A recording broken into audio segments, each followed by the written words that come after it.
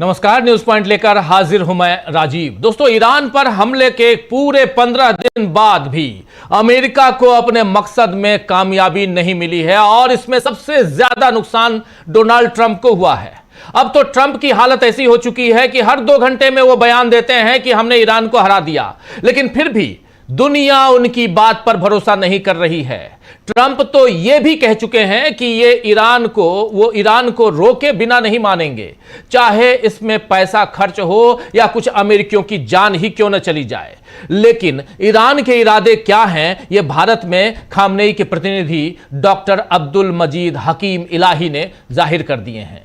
ANI को दिए एक इंटरव्यू में डॉक्टर इलाही ने क्या कुछ कहा है, आइए जरा उनकी जुबानी सुन लेते हैं, फिर उसका हिंदी अनुवाद आपके सामने रखूंगा। पहले सुनिए। Where do you see this conflict going? It is already having a global impact on fuel prices, especially it is having a kind of a crisis in India also on the LPG and all, because of the Strait of Hormuz is under conflict. How do you look at the situation now and where it is going now, sir? Bismillah ar-Rahman ar-Rahim. You are welcome, and I thank you also and your colleagues. As you know, we didn't want war, and several times we tried to avoid the region of any type of war. Even we inform our neighbors that they have to try to avoid the region from this war, and the region cannot tolerate any more war in this region, Middle East.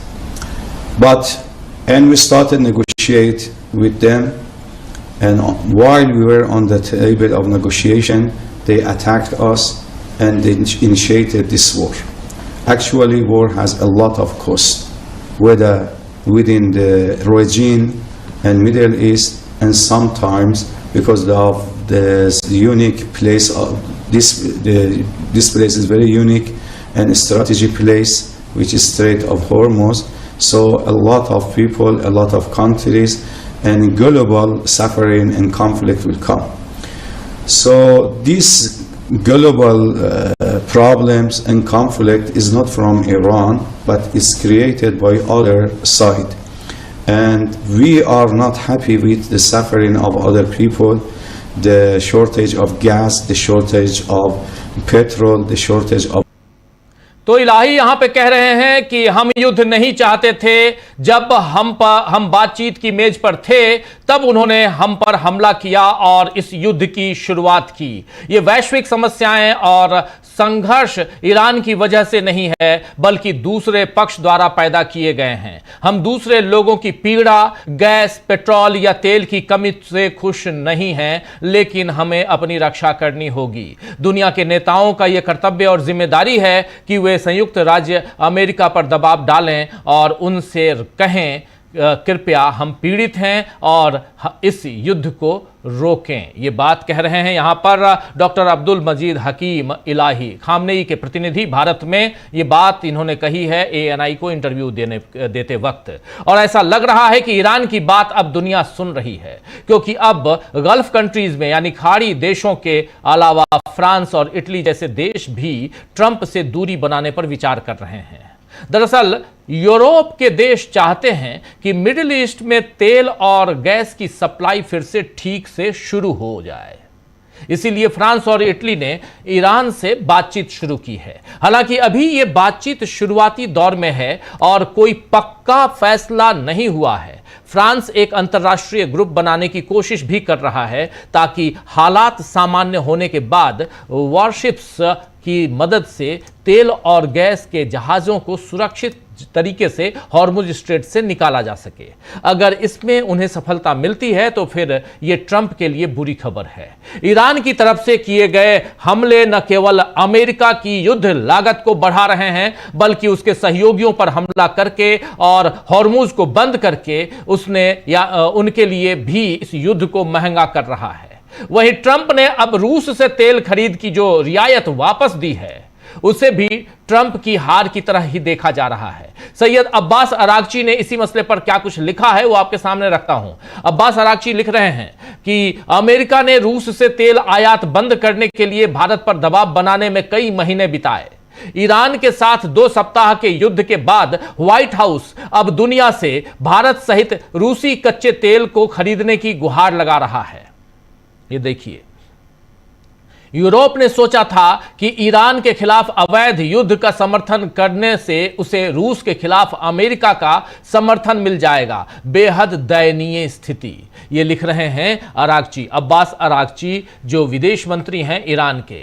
दरअसल अभी तक तो Trump अपने tariff का घमंड दिखाते फिर रहे थे, लेकिन एक महीने में वाशिंगटन की तरफ से बदले हुए फैसले इस बात का संकेत देते हैं कि या तो ईरान पर हमला किसी जल्दबाजी में किया गया है, या फिर अमेरिका को अंदाजा ही नहीं था कि ईरान पर हमले की हालत में हॉर्मुज बंद भी हो सकता है। अमेरिका के लिए हॉर्मुज खोलना आसान भी नहीं है, क्योंकि ईरान और उसके सहयोगी दलों के जो देशों कह लें, सहयोगी देशों के सस्ते जो ड्रोन हैं और मिसाइल हैं, उनके लिए आगे तेल के जहाज़ों को एस्कॉर्ट करना एक महंगा सौदा साबित हो सकता है।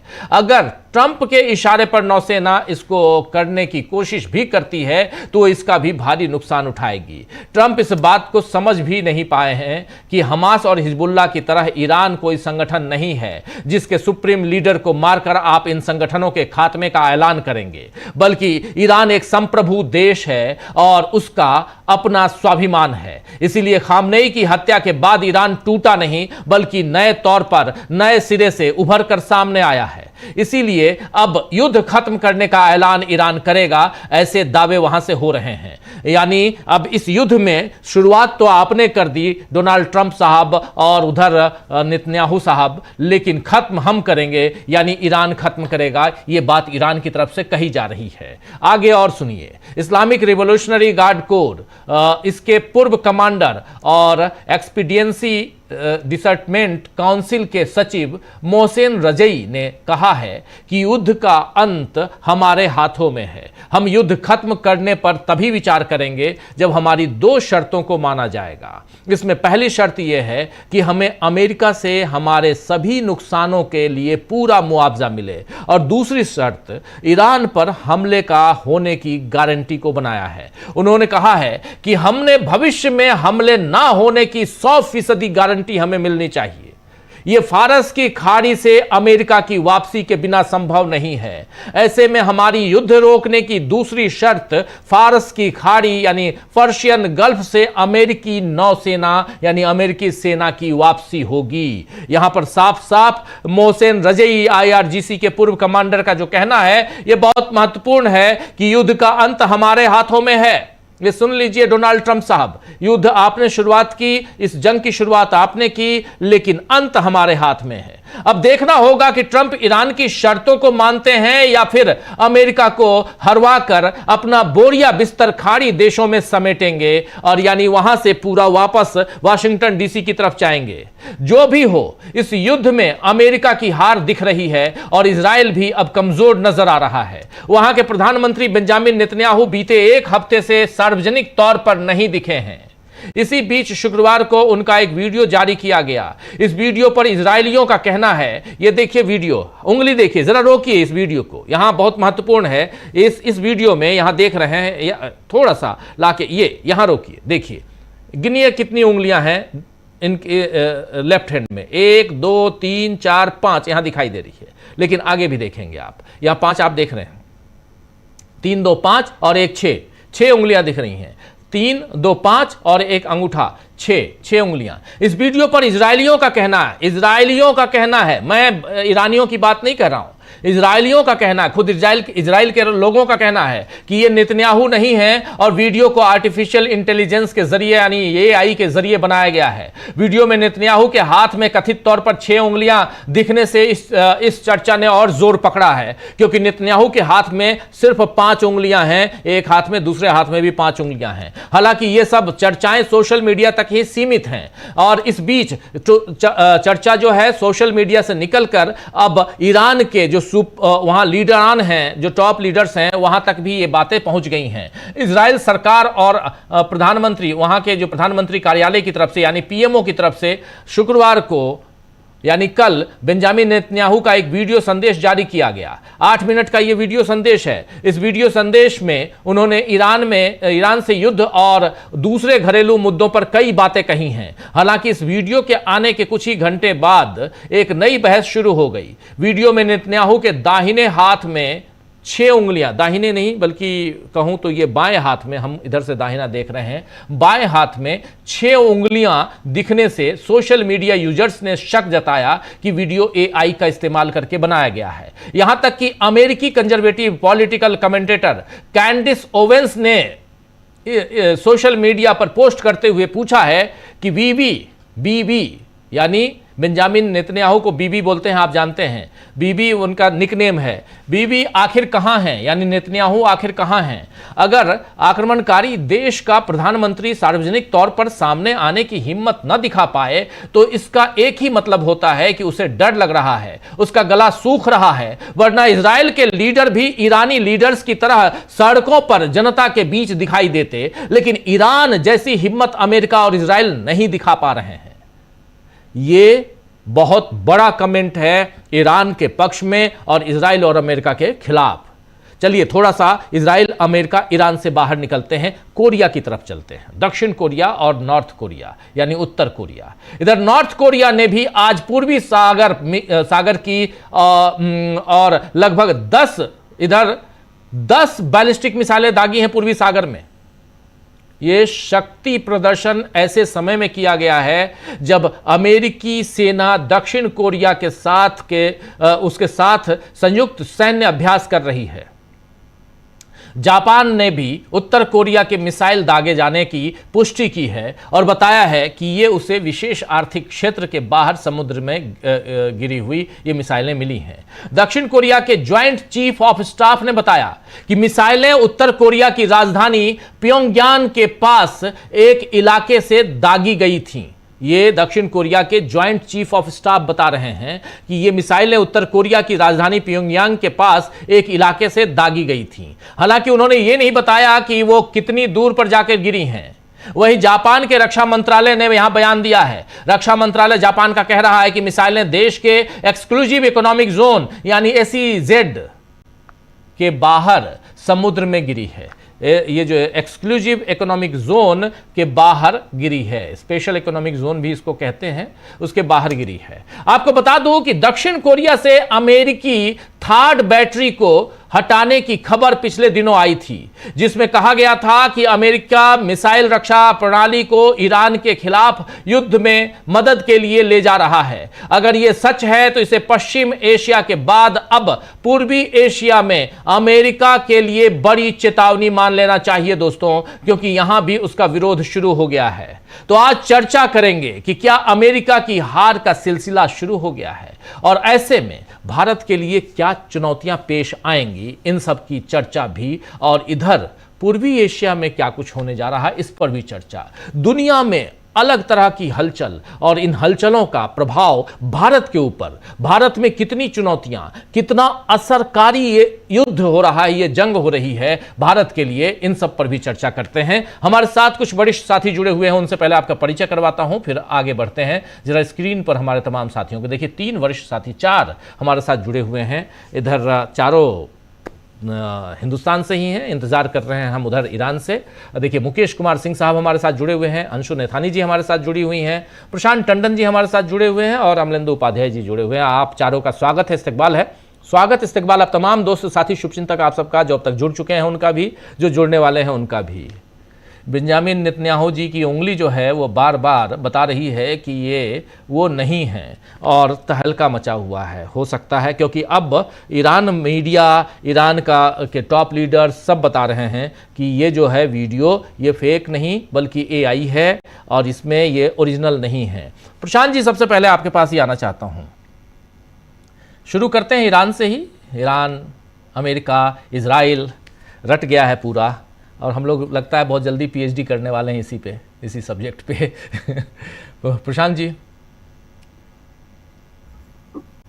देखिए, आज एक तो अमेरिका के लिहाज से बुरी खबर ये है कि सऊदी में एयरबेस पे ईरान ने अमेरिका के एयरबेस पे 5 जो मिड एयर टैंकर्स हैं, यानी KC-135, जो एक गिरा था इराक के ऊपर, उन्होंने 5 को नुकसान पहुंचाया है, 5 पे हमला किया है। यानी कुल मिला के अब 6 उसके जो जहाज हैं अमेरिका के, जो कि मिड एयर फ्यूलिंग वाले जहाज, वो निष्क्रिय हो गए। ये सऊदी अरेबिया में आज सुबह ईरान ने ये ड्रोन हमले किए या मिसाइल हमले किए हैं, और उन मिसाइल हमलों में 5 ऑयल टैंकर जो मिड एयर हवा के बीच में जो जहाज़ों का को तेल भरते हैं, ईंधन देते हैं, वो हिट हो गए। कहा जा रहा है कि बहुत बुरी तरह डैमेज नहीं हुए हैं, लेकिन जाहिर सी बात है कि अब ये टेक ऑफ नहीं कर सकते, कम से कम इस मौजूदा ऑपरेशन में टेक ऑफ नहीं कर सकते। तो ये एक बड़ी खबर है वहाँ से कि किस तरीके से ईरान अभी भी इस कैपेसिटी में है जो उनको डैमेज कर रहा है, ट्रंप के इतने बड़बोले बयानों के बावजूद। उसके बाद एक और खबर है जो कि आपने भी जापान की और साउथ कोरिया की बताई, कि साउथ कोरिया से जो अमेरिका का जो थर्ड रडार है उसको शिफ्ट कर रहे हैं, क्योंकि इनका मिडिल ईस्ट में जो रडार था उसको ध्वस्त कर दिया है, और ये उसकी वजह से साउथ कोरिया बहुत नाराज़ है। ये सब चीज़ें भी चल रही हैं, लेकिन कुछ खबरें भारत की। भारत में 2 LPG टैंकर जो है वो हरमुज से आ रहे हैं, तो कोई 80,000 टन गैस जो है वो आएगी। लेकिन साथ में ये भी बता दें राजीव जी कि हमारे एक जहाज में 55,000, जो शिवालिक जहाज है, 55,000 टन गैस है। उसमें भारत की रोज की LPG की डिमांड जो है, खपत, वो 80,000 टन है, और उसमें लगभग 60% जो है वो विदेशों से आयात होती है, और उसका 90% हरमुज से आयात होता है। और ये कब आ रहे हैं, क्योंकि बड़ी बड़ी इसमें बातें की गई, उसके बारे में एक फैक्ट ये भी बता दें कि कई बार लगातार हमारे विदेश मंत्री ईरान के विदेश मंत्री से बात कर रहे हैं, और उसके बाद ये गिव एंड टेक है, ये कोई ब्लैंकेट अप्रूवल नहीं है जी। गिव एंड टेक क्या है कि ये ईरान ने हरमुज से हमारे गैस टैंकर को अलाउ किया है, तो ईरान के लगभग 100 नाविक सेलर्स वो चार्टर प्लेन से कोच्चि से रवाना किए गए आज सुबह। तो ये दोनों बातें एक साथ चल रही हैं, ये सब चीज़ें हैं। लेकिन उसके बाद भी भारत में देखिए गैस की आपूर्ति जो है वो उसकी कमी लगातार बनी हुई है। लगातार ये खबरें हैं कि एक सप्ताह से लोग लाइनों पे लगे हुए हैं। तो कुल मिला के ये कि जो क्राइसिस मैनेजमेंट है मोदी जी का, वो अब दिखाई दे रहा है कि आपको इजराइल आप क्यों गए थे, बार बार आपने ईरानी राष्ट्रपति से बात की, ईरानी राष्ट्रपति ने जवाब में एक ट्वीट तक नहीं किया, जबकि वो रोज कुछ ना कुछ उनके ट्विटर में कुछ ना कुछ आता है। तो उन्होंने एक बार भी कर्टसी का ट्वीट भी नहीं किया कि प्रधानमंत्री नरेंद्र मोदी से बात हुई है।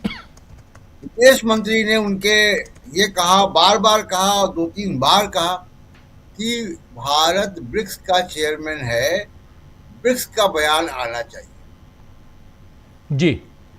ये एक मामला जो है वो फंस रहा है, जो कि भारत कोई कमिटमेंट देने को तैयार नहीं है ब्रिक्स के मामले में, जबकि ईरान ब्रिक्स का मेंबर है, बिल्कुल है, ऑक्सिलरी मेंबर। ब्रिक्स में आई जो है वो ईरान ही है। जी जी, इंडिया भी है, ईरान भी तो, है जी। हाँ, बाद में जुड़ा है। तो ब्रिक्स परमानेंट मेंबर नहीं है, वो ऑक्सिलरी मेंबर जो बाद में लिए गए वो जी, है जी। तो जो फाउंडिंग मेंबर है वो तो 5 हैं, India, China, Russia, Brazil, China, Russia जी, और इंडिया और साउथ अफ्रीका जी। ब्रिक्स की बैठक होनी है, अध्यक्षता भारत की है। और यहाँ ये बता दें कि पिछली बार जब हमला हुआ था ईरान के ऊपर अमेरिका का और इजराइल का, उस वक्त ब्रिक्स की अध्यक्षता ब्राजील कर रहा था जी। और उस वक्त बहुत सख्त बयान जारी हुआ था और ज्वाइंट कम्युनिके जारी हुआ था जिसमें भारत के हस्ताक्षर हैं। बहुत सख्त अल्फाज में जो है वो उसकी भर्त्सना की गई थी उन हमलों की। तो ये सब हो रहा है और इसमें लग रहा है कि देखिए मोदी जी की जो विदेश नीति है और जो डोमेस्टिक पॉलिसी है वो रोज उजागर हो रही कि किस तरीके से आप इस सिचुएशन के लिए तैयार ही नहीं थे। जी राजीव जी बिल्कुल बिल्कुल। जरा आते हैं, आगे बढ़ते हैं और थोड़ा उधर चलते हैं। ब्रिक्स की बात, हिंदुस्तान की बात तो हम लोग करेंगे, लेकिन थोड़ा आगे बढ़ते हैं और चलते हैं ईरान, अमेरिका और इजराइल। और आज जो कुछ हुआ है उसमें बहुत सारी बातें मैं ऑलरेडी रख चुका हूं, लेकिन मुकेश जी का वीडियो थोड़ा बहुत डाउन दिख रहा है। कोशिश करता हूं आवाज अगर क्लियर आ रही हो। मुकेश जी, मेरी आवाज आ रही है? जी, मेरी आवाज मिल रही है आपको? जी, आवाज मिल रही है। वीडियो थोड़ा सा डाउन है, हेजी दिख रहा है, लेकिन फिर भी युद्ध को बहुत नज़दीक से आप जानते हैं, आपने पिछली बार भी बताया था। मैं ज़रा आपसे समझना चाहता हूं कि ये डोनाल्ड ट्रंप साहब बार बार क्यों कह रहे हैं कि आज की रात कत्ल की रात होगी, आज बड़ा हमला करेंगे, फिर उसके बाद कहते हैं कि हमने इतने सब मार डाले, हॉर्मुज अगर बंद करोगे तो हम देख लेंगे। ये गिदड़ भभकी जो अपने यहाँ कहते हैं ना, ये आखिर क्यों? इसके पीछे की रणनीति है कुछ और, या यहाँ से बिल्कुल फंसे हुए हैं, बुरे फंसे हुए हैं ये माना जाए? इस बीच जेडी वेंस का भी एक बयान आया है, उसको बाद में हम उस पर आएंगे, लेकिन जरा इसी पे आते हैं कि डोनाल्ड ट्रंप की रणनीति यहाँ क्या कहती है।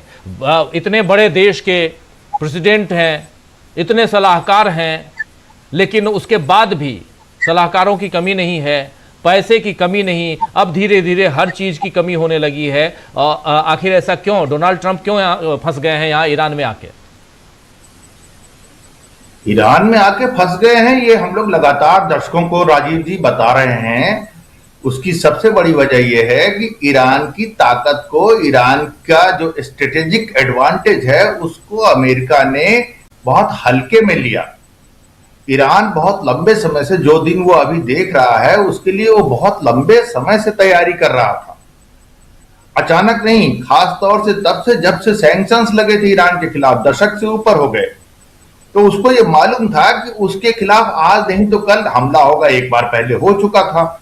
दूसरी बात यह है कि जो बात ट्रंप कह रहे हैं, ट्रंप के कहने के पीछे वजह यह है कि देखिए, जब कभी दो सेनाएं या दो देश युद्धरत होते हैं तो ये एक कॉमन पार्लेंस है, एक सामान्य बात है कि आप अपनी सेना का, अपने गुट का, अपने खेमे का मनोबल ऊंचा रखने के लिए तमाम ऐसी बातें करते हैं। ये एक इंटरनेशनल चीज है। जो हार रहा होता है वो भी खुद को जीत रहा ही बता रहा होता है। ये तो हमारे आपके जैसे ऑब्जर्वर्स का काम है कि हम लोग ये एनालाइज करें कि जो व्यक्ति जिस चीज का दावा कर रहा है उस दावा में सच्चाई क्या है और कितनी है। तो इस लिहाज से हम लोग लगातार ये देख रहे हैं कि भाई अमेरिका को जो चपत लगी, जो चोट लगी, सबसे अहम बात देखिए, अमेरिका के कम से कम 17 उनके जो है वो सैनिक ठिकाने, सैनिक अड्डे हैं, और उन 17 में से 3 दिन पहले की खबर है, अब तक तो कुछ और भी हो गया होगा, मुझे ऑफ हैंड जहां तक याद है कि 17 में से 11 सैनिक अड्डों को बुरी तरह से तबाह कर दिया गया है। यानी वो अपना फंक्शन नहीं कर सकते, ऐसी स्थिति में ला दिया गया है उनको। जिस पर्पस के लिए वो अड्डे रखे गए हैं, खास तौर से एयर डिफेंस के लिए, यानी अगर कोई ऊपर से मिसाइल आती है तो उससे वो उनको सुरक्षा दें और मिसाइल का जो है वो इंटरसेप्टर चलाए जी। ना, ये जो कंसेप्ट है, ये जो थ्योरी है, इसीलिए आप देखिए कि साउथ अफ्रीका में जो उन्होंने अपने थर्ड रडार लगा रखे हैं उसको वहां से ला रहे हैं, क्योंकि अचानक रडार उस मैग्नीट्यूड का जिसकी जरूरत है वो अचानक बन नहीं सकते। अमेरिका जैसे देश की अपनी ताकत के बावजूद नहीं बन सकते। तो ये वो बातें हैं जिसने कि उनको बेचैन कर रखा है। अब आप देखिए ना कि एक व्यक्ति जो 5 दिन पहले, 4 दिन पहले कहता है कि युद्ध हमारी तरफ से तो पूरा हो चुका है, हमने तमाम तबाहियां कर दी हैं, फिर भी वो अभी तक युद्ध में मौजूद है। और उतना ही नहीं मौजूद है, जो उसका सबसे बड़ा चेहरा है यानी इजराइल, वहां रोजाना हम लोगों को एक से बढ़कर एक तबाही के मंजर दिखाई दे रहे हैं। इजराइल के अंदर एक तरीके का गैड ऑर्डर है, वहां पर जैसे हमारे यहाँ मीडिया का हाल हो रखा है कि उसके जो है वो सारे मुंह, दरवाजे, ताले सब लगा दिए गए हैं, उसी तरीके से इजराइल की स्थिति कर दी गई है। वहां से खबरें बाहर नहीं आ पाए, इस बात की पूरी कोशिश वहां की हुकूमत ने कर रखी है। तो ये जो स्थिति है वो सिर्फ इसलिए है क्योंकि इजराइल नहीं चाहता कि उसका डैमेज दिखे। अमेरिका नहीं चाहता कि उसका डैमेज दिखे। अपना डैमेज दिखाने से कौन डरना चाहेगा? जिसको उस डैमेज की से जिसकी इमेज डैमेज हो जाएगी उस पर पानी फिर जाएगा। ये बड़ा सिंपल मतलब सिनेरियो है इस युद्ध में, लड़ाई में अभी तक में। और इसी वजह से आप देखिए कि वो जो ट्रंप के बयान है उसमें कोई कंसिस्टेंसी नहीं है। यही नहीं, ट्रंप के जो और मंत्री हैं, यानी चाहे वो उनके डिफेंस सेक्रेटरी हों या फॉरेन सेक्रेटरी हों या जितने भी उस तरह के महत्वपूर्ण पदों पर बैठे हुए लोग हैं, आप देखिए उनके बयानों में कोई। दूसरी तरफ सारी दुनिया से जो पब्लिक ओपिनियन है, सारी दुनिया के जितने भी महत्वपूर्ण छोटे और बड़े देश हैं, उनमें से कोई भी आदमी, 1, 2, 4 देशों को छोड़ करके कोई भी आदमी अमेरिका के और इजराइल के इस हमले को जेन्युइन, लेजिटिमेट, लॉजिकल नहीं मान पा रहा है। यह है वो वजह। सारी दुनिया में पब्लिक ओपिनियन आपके खिलाफ जा रही। अब उसका जो युद्ध का आर्थिक प्रभाव होता है वो 2 तरीके के होते हैं। एक, अमेरिका के अपने एक्सचेकर के ऊपर क्या फर्क पड़ रहा है, और दूसरा अमेरिकन आवाम के ऊपर क्या फर्क पड़ रहा है, वहां के आम लोगों पर क्या फर्क पड़ रहा है। जैसे हमारे यहां हम लोग गैस की बहुत गहरी तंगी देख रहे हैं, उसी तरीके से अमेरिका में भी फ्यूल के महंगा होने से वहां के लोगों को तकलीफ हो रही है जी। जाहिर सी बात है कि वो अपने हुक्मरान का जो स्टैंड है कि भाई हमने ईरान पर हमला किया, ईरान पर हमला करके आप क्या अचीव करना चाहते थे? चाहे डे 1 हो, चाहे आज ये शायद 15वां दिन है मेरे ख्याल से, अगर राजीव मैं सही बोल रहा हूं। जी बिल्कुल बिल्कुल सही, आज 15वां दिन है। तो 15वें दिन में राजीव देखिए कि आपने अभी तक कौन सी चीजें अटेंड की, क्या चीजें आपने अचीव की, सिवाय इसके कि हम कहते रहे कि हमने उनको बुरी तरह से बर्बाद कर दिया। अगर कर दिया बर्बाद तो करोड़ों लोग वहां सड़कों पे दिख रहे हैं। ये किस जज्बे के लोग हैं, इनका क्या इनके अंदर से हौसला है जिसकी वजह से ये दिख रहे हैं। अब ये सब लोग सैनिक नहीं दिख रहे, कॉमन आम आदमी दिख रहा है वहां का। ये किस जज्बे से दिख रहा है, किस हौसले से, किस ऑब्जेक्टिव से दिख रहा है। ये मैसेज दे रहा है कि हम अमेरिका तुम्हारे से खौफ ज्यादा नहीं है। तुम ठीक है हमारी कुछ तबाही कर सकते हो, हमें कुछ नुकसान पहुंचा सकते हो, लेकिन हम तुमसे खौफ ज्यादा नहीं है और हम तुम्हारे आगे सरेंडर नहीं करने वाले हैं। आप सरेंडर करने की बात उनसे करते रहे हो, आप कहते रहे हो कि साहब हम तुम्हारे हुक्मरान, तुम्हारे देश का लीडर ऐसा होना चाहिए जो हमें मंजूर हो। अरे वाह भाई वाह, ये बढ़िया तरीका है। ये आप तय करो कि अमेरिका हो या इजराइल हो, ये तय करेगा कि ईरान के लोग अपना नेता किसको चुने, अपनी हुकूमत की ताकत किसको दे। ये कैसे संभव है, कैसे कोई एक्सेप्ट कर सकता है? यही वो बुनियादी बातें जिसकी वजह से कि अमेरिका के लोगों को जो है वो सारी दुनिया से उनको जो है एक तरीके से आप कहें कि बेइज्जती झेलनी पड़ रही है। कोई व्यक्ति जब आपके साथ नहीं खड़ा होता, यानी कि आपका कोई उसूल ही नहीं है जिसके आधार पर कोई कहे कि नहीं भाई आपके साथ गलत तो हुआ है, आपके पीछे हम खड़े रहेंगे। जो स्थिति गाजा में से निपटने में इनको दिखी। अच्छा, दूसरी तरफ क्या है, एक और चीज देखिए कि अमेरिका की पूरी कोशिश है कि जितना भी मुस्लिम ममालिक है, मुस्लिम देश हैं, ये सारे लोग शिया और सुन्नी में डिवाइड होकर के रिएक्ट करें, उनके बीच में पोलराइजेशन हो जाए शिया और सुन्नी का। क्या मजे की बात यह है कि ये दो देश जो मिडिल ईस्ट के देश हैं, इनके आपस में कोई बहुत अच्छे रिश्ते नहीं थे, लेकिन इसके बावजूद वो अमेरिका के चाहने से शिया और सुन्नी का जो विरोधाभास ये दिखाना चाहते हैं, जो उनके बीच में आपस में नाराजगी और दुश्मनी दिखाना चाहते हैं, जो एजेस से चली आ रही है, जब से इस्लाम का जो है वो जन्म होता है उसके थोड़े समय बाद से ही। तो हर मोर्चे पे अमेरिका को मात खानी पड़ रही है, उसको वहां से एस्केप रूट नहीं मिल रहा। जी थोड़ा आपको रोकना चाहूंगा मुकेश जी, थोड़ा रोकना चाहूंगा मैं। उधर सीधे चलते हैं जरा ईरान से हमारे साथी जुड़ चुके हैं, सैयद वकीर काजमी साहब जुड़ चुके हैं, जरा इनके पास चलते हैं। ग्राउंड जीरो पे क्या चल रहा है इनसे बेहतर और कौन बताएगा।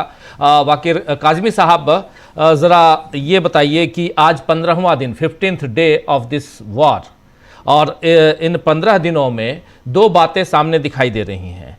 एक, रोज़ाना हम देख रहे हैं जो तस्वीरें आप लोगों के ज़रिए हम तक आ रही हैं, एक तो हम ये देख रहे हैं कि रोज़ाना ईरान की सड़कों पे लोगों के बाहर निकलने का जो हुजूम है वो बढ़ता जा रहा है। दूसरा हम ये देख रहे हैं कि उधर अमेरिका में डोनाल्ड ट्रंप साहब के बयान रोज़ पलट रहे हैं, रोज़ कुछ ना कुछ, और उसमें वो कह रहे हैं कि ईरान जो है उसको हमने निस्तनाबूद कर दिया है और हम ये जंग जीत चुके हैं। जब वो जंग जीत चुके हैं तो फिर सुबह के बाद शाम को जब वो मैसेज करते हैं, फिर से कमेंट करते हैं, तो कहते हैं कि आज बहुत बड़ा हमला हम करेंगे। तो जीतने के बाद ये कौन सा हमला होता है, ज़रा ये बताइए। और ये बताइए कि क्या ये जो तस्वीरें, वो जो विजुअल्स आ रहे हैं वहाँ से, अब कल भी चारों तरफ भीड़ ही भीड़ दिखाई दे रही थी अल कुद्स डे पे, ये उनको डरा रही हैं या कोई स्ट्रेटजी है उनकी, डोनाल्ड ट्रंप साहब की? और ईरान में क्या चल रहा है इसको लेकर? काज़मी साहब जी धन्यवाद। मैं पहले तो सभी की खिदमत में अदावज़ करता हूँ, बहुत मेहरबानी। देखिए यहाँ की जो सूरत हाल है, ये जो सिचुएशन है, ये कोई नई नहीं है। ईरान का स्टैंड है वो बिल्कुल क्लियर है, पहले दिन से बिल्कुल क्लियर रहा है स्टैंड। जैसा कि आप बता रहे हैं कि सुबह शाम होते होते डोनाल्ड ट्रंप का जो स्टैंड है उसमें काफ़ी तब्दीली आती है। कभी सुबह में कुछ बयान देते हैं, शाम में कुछ बयान देते हैं। यहाँ पर चाहे ईरान, चाहे यहाँ के अवाम हो, आप की करेंगे कभी भी उसका एक ही मौका, एक ही स्टैंड है, एक ही बात, और वो बात इसको समझाना चाहते हैं, वालों को बताना चाहते हैं कि देखिए कुत्तों की तरह नहीं है जो आसानी से झुक जाए, आसानी से घुटने टेक दें। ये बार बार चाहे ईरान के शहीद सुप्रीम लीडर हों या इस वक्त के जो लीडर वो हों, बार बार ये बात ईरान की तरफ से जाती रही है कि एक अजीब सी बात है, एक अजीब हकीकत है कि ईरान के बारे में इनके दुश्मनों ने हमेशा अंदाजों की गलती की है, मिस कैलकुलेशन उनसे हुई है, और वो कैलकुलेशन की जो खता है, गलती है, उसका सिलसिला मुसलसल जारी है उनकी तरफ से। ये एक अजीब हैरत की बात है। देखिए एक आदमी जब कुछ कैलकुलेशन करता है, उसको कहीं पे गलत रिजल्ट मिलता है तो फिर वो दोबारा रिव्यू करता है जी, लेकिन नहीं मालूम ईरान के बारे में क्यों ये रिव्यू नहीं कर पाते और क्यों खुद को इस बात पर तैयार नहीं कर पाते कि चले कम से कम एक बार और सोचा जाए कि जिस तरफ हम जा रहे हैं, जो स्टैंड हम ले रहे हैं, जिस तरफ ईरान को ले जाना चाह रहे हैं, जिस अंदाज में ईरान के साथ डील करना चाह रहे हैं, क्या वो सही है या सही नहीं है। कभी सोचते नहीं है इस मौजू पे। और इससे पहले ये बात कही जाती रही है शहीद अयतुल्लाह खामनेई के जमाने में कि जो 40-45 साल तक जो ईरान पर चढ़ाई नहीं हुई। देखिए आप जानते हैं कि ईरान के सामने और इस्लामिक रिपब्लिक ऑफ ईरान के सामने मैं कहूंगा कि पहले दिन से बड़े चैलेंजेस रहे हैं और हमेशा इसको धमकियां मिलती रही हैं। इस्लामिक रेवोल्यूशन के 1-1.5 साल के बाद जो है वो इराक को पुश करके इसके खिलाफ जो जंग छेड़ी गई वो भी, और उसके बाद मुसलसल जिस तरह के चैलेंजेस का ईरान को सामना हमेशा रहा है, दुनिया में कोई भी मुल्क उसको फिर तवानाई नहीं रखता, उसके पास इतनी ताकत नहीं है, उसके पास इतनी तवानाई, इतनी गहराई नहीं है, इतनी मजबूती नहीं है। जिधर देखें उस तरफ से ईरान को सताने की कोशिश की गई, चाहे वो सैंक्शंस की बात हो, चाहे वो एक्सपोर्ट को महदूद करने की बात हो, चाहे वो मेडिसिन की बात हो। जो यहाँ पर हम देख रहे हैं कि अपने आसपास कभी कभी हमें ऐसे पेशेंट्स दिखाई देते हैं कि जिनको सख्त दवाओं की जरूरत है लेकिन सैंक्शंस की वजह से जो है वो नहीं आ पा रही हैं। इसके अलावा फौजी दबाव है ईरान के खिलाफ जो है बड़े पैमाने पर इस्तेमाल किया जाता रहा है, लेकिन हमेशा इनको नाकामी मिली और कभी भी उनको कुछ ऐसे सिग्नल नहीं मिले। ग्राउंड लेवल की बात यह है, ग्राउंड रियलिटी ये है कि ईरान की तरफ से कभी कोई ऐसा सिग्नल नहीं आया कि उनके दबाव का कुछ अच्छा असर उनको दिखाई दे रहा हो या फिर उनकी सैंक्शंस का कुछ असर जो है उनको दिखाई दे रहा हो। उन्होंने बहुत ज्यादा पिछले सालों में ये कोशिश की कि अवाम और यहाँ के निज़ाम, यहाँ का जो सिस्टम है इस्लामिक रेवोल्यूशनरी जो वो सिस्टम है इस्लामिक रिपब्लिक ऑफ ईरान का, उसके दरमियान जो है वो एक दरार डाल दी जाए और उनके दरमियान एक जो है खलीज पैदा कर दी जाए, इनको आमने सामने ला खड़ा किया जाए। ये तासुर, ये इंप्रेशन देने की कोशिश की गई ईरान को, ईरान के अवाम को उकसाने की कोशिश की गई कि वो अपने सिस्टम के खिलाफ, अपनी हुकूमत के खिलाफ, अपनी गवर्नमेंट के खिलाफ जो है उठ खड़े हों। लेकिन ये कभी ऐसा नहीं हुआ, कभी ऐसा नहीं हुआ। जो आप पिछले दिन की बात की है, ये एक बहुत छोटी सी मिसाल है। यहाँ पर इस तरह की रैलियां, जो कुद्स डे की रैली की आपने बात की, अलबत्ता ये और दूसरी जगहों पर भी होता है, लेकिन ईरान ने बहरहाल इसकी पहल की है। ईरान में इसकी एक अलग ही शान होती है, निराली शान होती है, मजलूमों के हक में आवाज उठाते हैं और साथ ही वो अपनी कौमी ताकत का भी मुजाहरा करते हैं। इस तरह की रैलियां यहाँ पर कम नहीं है। और आपने जैसा कि इशारा किया, यहाँ पर अब इस तरह की जो गैदरिंग है वो आपको जगह जगह देखने को मिलेगी। यहाँ पर आप बाहर निकलेंगे 10 बजे, 11 बजे, रात में 12 बजे, 1-1:30 बजे तक जो है ये सिलसिला रहता है। और आजकल जो माह रमजान यहाँ पर चल रहा है, एक होली मंथ है, उसमें सुबह तक लोग जागते हैं और वो स्क्वायर्स पर रहते हैं अपनी पूरी फैमिली के साथ। यहाँ पर पिछले दिनों बड़ी ठंडक भी बढ़ गई है और बहुत सी जगहों पे तो बर्फबारी भी हुई है, लेकिन इसके बावजूद हम देख रहे हैं कि जैसे जैसे दुश्मन की तरफ से यहाँ पर उन दुश्मनों का सामना जिनका सामना इस वक्त ईरान कर रहा है, जैसे जैसे उधर से धमकियां तेज हो रही हैं, इधर से क्या है, इनका जो जज्बा है, इनकी जो विल पावर है, वो जो है वो खुल के और ज्यादा सामने आ रही है। मैंने ऐसी फैमिलीज को देखा है कि जो अपने छोटे बच्चों को पहले नहीं निकाल रहे थे अपने साथ, गैदरिंग में वहां पर जाते थे, स्क्वायर्स पर जा रहे लेके निकल जाते थे, झंडा लहराते हुए निकल जाते थे, लेकिन अब वो अपने छोटे बच्चों के साथ जो है वो सामने आ रहे हैं। आपने पिछले दिनों देखा कि चाहे वो प्रेसिडेंट पेजेश्कियान हो, किस तरीके नहीं प्रोटोकॉल, वो जो एकदम से पब्लिक के बीच में आ जाते हैं, जाहिर हो जाते हैं, और इतना ज्यादा जो है वो लोगों के लिए अजीब था कि वो पहचान भी नहीं पा रहे थे, कि उनको ताज्जुब हो रहा था, उनको हैरत हो रही थी, उनको यकीन नहीं आ रहा था कि ये जो अभी आदमी मेरे बराबर से गुजरा है ये प्रेसिडेंट है। वो बाद में उनको लगा अरे ये तो कोई जाना पहचाना सा आदमी लग रहा है, पीछे मुड़ के देखा कि अरे नहीं ये तो अपना प्रेसिडेंट है।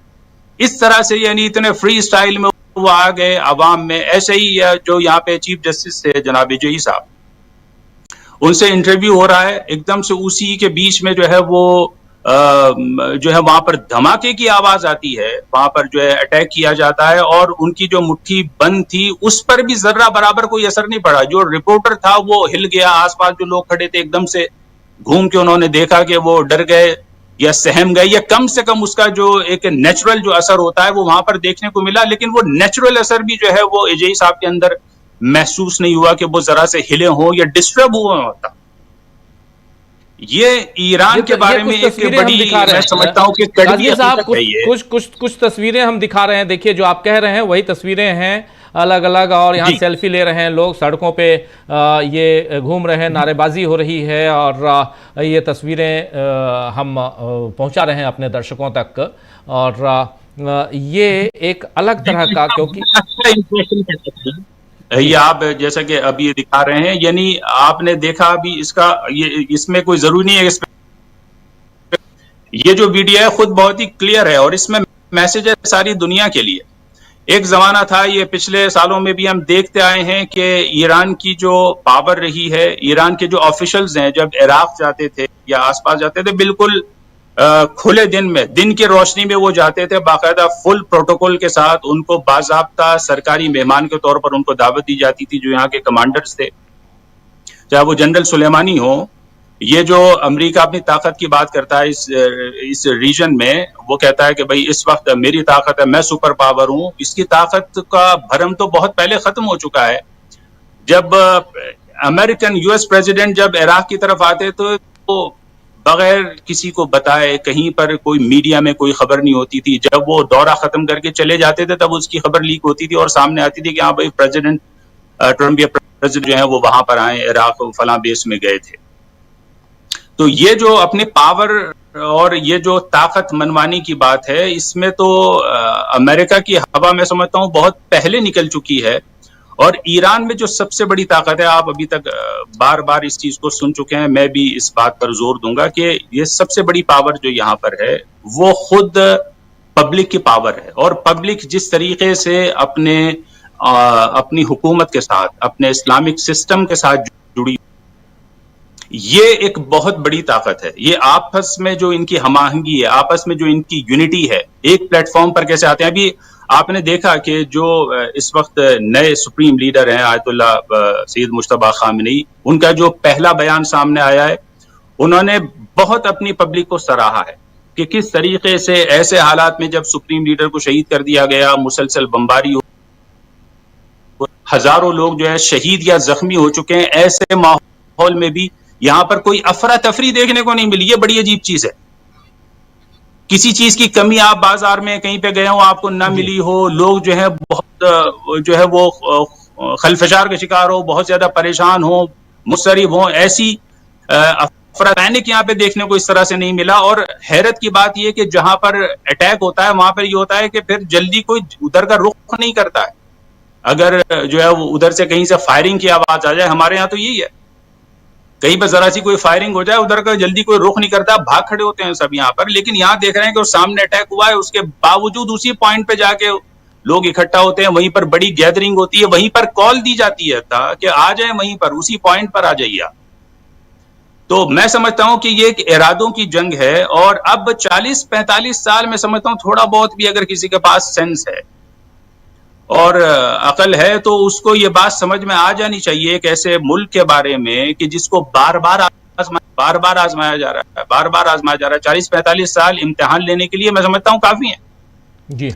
अब ईरान को और ईरानी पब्लिक का क्यों इम्तिहान लिया जा रहा है, ये समझ से बाहर है। ये चीज क्यों समझ में नहीं आती है अमेरिकियों को और उनके जो अलाइज हैं उनको क्यों समझ में नहीं आती है, बार बार इस बात पर जोर देते हैं। और फिर ये कि ईरान का बहुत ही क्लियर स्टैंड है बहुत से मामलात में। मैं एक मिसाल देता हूं, जैसे न्यूक्लियर पावर है, वो कह रहे हैं कि भाई हमें एटम बम नहीं बनाना है। बार बार ऑफिशियल्स जो है वो कहते रहे, सुप्रीम लीडर जो है वो बार बार इस बात को क्लियर करते रहे, लेकिन उसके बावजूद आप ट्रम्प के स्टेटमेंट देखेंगे, जो यूएस प्रेसिडेंट है, कहते हैं कि अभी तक कोई बात ईरान की तरफ से ऐसी नहीं सुनी गई है कि हम बम नहीं बनाना चाहते।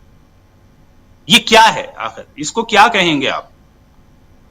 उसके पास कान नहीं है, उसके पास दिमाग नहीं है, उसके दिमाग तक नहीं पहुंच रही है, कान तक नहीं पहुंच रही है। ऑफिशियल्स बिल्कुल साफ अपनी मीटिंग्स में जो है वो बात कर रहे हैं, कई हजार घंटे बैठ के इन्होंने जो है वो बातचीत की है, मुज़ाकरात किए हैं एक टेबल पे।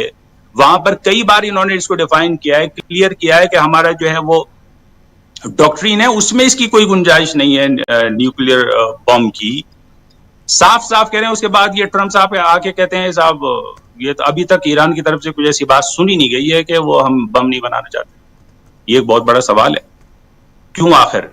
और ईरान के बारे में मैं समझता हूं कि हत्ता ये जो मेरा अपना ऑब्जर्वेशन है कि जो इसके दोस्त मुल्क हैं, इंडिया जो है ईरान का एक दोस्त मुल्क के तौर पर पहचाना जाता है। यहाँ के अवाम में भी इंडिया के तई जो है बड़ा नरम गोशा पाया जाता है, बड़ी अच्छी और बहुत ही पॉजिटिवली ईरान जो है वो इंडिया को देखता है। यहाँ की पब्लिक भी इंडिया को बहुत अच्छे और दोस्त मुल्क के तौर पर देखती है। लेकिन इंडिया में भी मैं ये समझता हूं ईरान के बारे में बहुत सी गलतफहमियां पाई जाती हैं।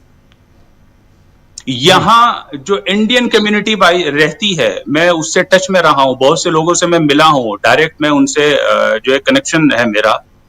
यहां पर 10-20 साल उनको हो गए, लेकिन ऐसा लगता है कहीं ना कहीं उनके दिलो दिमाग में ये डर बैठा हुआ है कि पता नहीं ईरान में क्या है, पता नहीं ऐसा ना हो जाए, पता नहीं वैसा ना हो जाए। यानी इतना ज्यादा जैसे इस्लामोफोबिया चला है, ईरानोफोबिया अमेरिका ने चलाया और उससे बहुत से दिमाग जो है वो बीमार हुए हैं। और उसका असर जो है आज हम देख रहे हैं कि वो लोग और अपनी कम्युनिटी से जुड़े लोग जो यहां पर ईरान में रह रहे हैं, वो जो है ये बात मानने को तैयार नहीं है कि ईरान एक जो है बहुत ही पुरअमन मुल्क है। ईरान ने कभी किसी पर चढ़ाई नहीं की है, हमेशा अमन चैन की बात करता है, मिलकर रहने की, जीने की बात करता है। जंग के माहौल में, ऐसे माहौल में कि जब ईरान पर जंग थोपी गई है, इसके बड़े बड़े लीडर्स को शहीद किया गया, सबसे बढ़ के ये कि जो सबसे बड़ी रेड लाइन थी उसको किया है, सुप्रीम लीडर को टारगेट किया। उसके बावजूद आप यहाँ जो इस वक्त जंग के मैदान में डटे हुए हैं, आप उनके स्टेटमेंट को देखिए जी। पड़ोसियों के बारे में वो ये कहते हैं कि भाई ये सारे जो उनके जो गल्फ कंट्रीज हैं, जो रीजनल कंट्रीज हैं, उनसे ये कहते हैं कि भाई आप हमारे भाई हैं, आप हमारे पड़ोसी हैं, हम आपसे राब्ता चाहते हैं, दो तरफा ताल्लुकात हम आपसे चाहते हैं, एक पुरअमन जिंदगी जीना चाहते हैं इस इलाके में, आइए मिल करके एक अच्छी जिंदगी बनाएं। ये अंदाज है उनका बात करने का। और इस वक्त जो है वो अमेरिका है वो कह रहा है कि ये एक्सेस ऑफ इविल जो है वो ईरान को बता रहा है कि ये जो है शरारत का जो है ये मरकज बना हुआ है पूरे रीजन। इस वक्त समझ में आ गया कि शरारत का मरकज। जी काज़मी साहब, ये बताइए, ये जो तस्वीर जो दिखाई दे रही है, ज़रा स्क्रीन पे भी मैं कहूँगा लेके आएँ, उनकी तस्वीर, नेतन्याहू की तस्वीर, नेतन्याहू को लेकर ईरान में क्या चर्चा है इस बारे में? क्योंकि मैं सोशल मीडिया पे काफ़ी देख रहा हूँ कि इस बारे में कहा जा रहा है कि ये 6 उंगलियों वाले सिक्स फिंगर्स देखिए इनके नेतन्याहू के दिखाई दे रहे हैं। और मैं ट्विटर हैंडल पे और बाकी जगहों पे देख रहा था और ऑफिशियल्स फ्रॉम ईरान वो भी लिख रहे हैं और कह रहे हैं कि ये आर्टिफिशियल इंटेलिजेंस के ज़रिए बनाया गया है और एक्चुअली ही इज़ नो मोर, ये बताया जा रहा है। इसमें कितनी सच्चाई, क्या बातें वहाँ हो रही हैं। दूसरी तरफ एक जैसे अभी नए सुप्रीम लीडर के बारे में भी अमेरिकन मीडिया ने कल चलाया कि वो कोमा में हैं, काफ़ी गंभीर हैं, बीमार हैं और ये जो संदेश जो मैसेज जो उनके नाम से पढ़ा गया है वो फेक है। तो इन दोनों बातों को, क्योंकि वहाँ भी फेक यहाँ भी फेक की बात आ रही है, यहाँ ईरान से लेकर हिंदुस्तान और पूरी दुनिया में इनके साहब जो टेलीविज़न पे दिखाई दे रहे हैं ये, और उधर जो नए सुप्रीम लीडर मुस्तफा खामनेई के बारे में, दोनों के बारे में बताइए ज़रा। देखिए, नेतन्याहू के बारे में पहले बताऊं कि यहाँ एक एक फर्द की और एक एक आदमी की, एक एक सिटीजन की जो ईरानी है उसकी ये दिली तमन्ना है कि ऐसा कुछ हो जैसी खबरें चल रही हैं जी।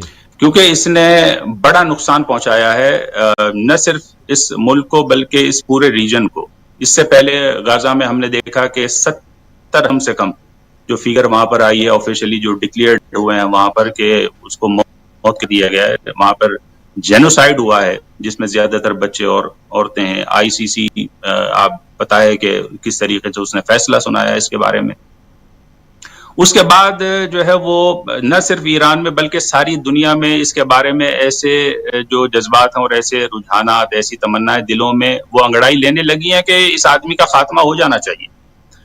अब यहाँ पर कोई इस हवाले से देखिए अभी तक कोई संजीदा गुफ्तगू नहीं हुई है और इसको मैं समझता हूँ कि किसी खाते में नहीं लेके आते हैं, कि कोई खातिर में नहीं लाते हैं। इसको चाहते हैं कि ये ऐसा हो जाए। जब ऐसी खबर ऑफिशियली सामने आ जाएगी तो बहरहाल 100% जो है वो सबको यहाँ पर खुशी होगी, खुशी की लहर दौड़ जाएगी। लेकिन इस पर वो बहुत ज्यादा इसको अहमियत नहीं दे रहे हैं कि मरा है या जिया है। ये फिलहाल तो ये देख रहे हैं कि इनकी जो आर्म्ड फोर्सेस हैं वो अपना काम ढंग से कर रही हैं और अपने उस दुश्मन को वो भारी नुकसान पहुंचा रही हैं कि जिसने बिला वजह इनके ऊपर जंग थोप दी है। वो भी ऐसे मौके पे जब ये बातचीत के लिए बैठे थे, उधर से पॉजिटिव सिग्नल आ रहे थे और ओमान जो बीच में जो वो सालिस बना हुआ था उसने भी ये कहा था कि भाई दोनों फरीक जो हैं वो बहुत पॉजिटिव वे में बात करके यहां से गए हैं। अगली जो मीटिंग है उसमें हो सकता है बड़ा अच्छा ठोस रिजल्ट सामने आ जाए। ऐसे इशारों के बीच में एकदम से इसने आके अमेरिका के साथ मिलकर और अमेरिका ने इसके साथ मिलकर के ईरान के खिलाफ, बल्कि और ये तो कहा जा रहा है कि खुद नेतन्याहू ने जो है अमेरिका को इस जंग में पुश किया है और धकेला है, एक तरह से उसके ऊपर जो है वो एक तरह से उसको प्रेशराइज किया है अपनी लॉबीज के जरिए से। और ये पहले ईरान बार बार इसको खबरदार करता रहा है, ये वार्निंग देता रहा है कि देखें अमेरिका को संभल के चलना चाहिए।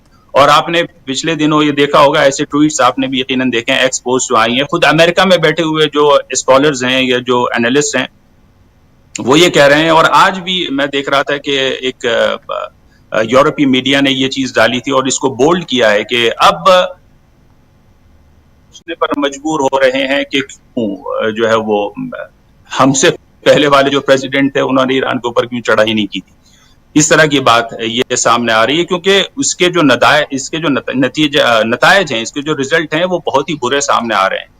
रही बात जो आयतुल्लाह सैयद मुज्तबा खामनेई है, देखिए इस हवाले से जो कुछ खबरें यहाँ पर आई हैं, बहुत ज्यादा इस हवाले से खबरें सामने नहीं है कि वो जख्मी हुए हैं। देखिए उनकी फैमिली जो है वो शहीद हुई है, उनके जो और दूसरे अजीज हैं सुप्रीम लीडर है वो शहीद हुए हैं। ये सब जाहिर है वो एक जोन था जहां पर कई बार पर बमबारी हुई है, ये भी वहीं थे। लेकिन ये जो कयास आराइयां हो रही हैं कि वो सामने नहीं आए हैं तो कोमा में हैं, ये मैं समझता हूं कि एक प्रोपेगेंडा है।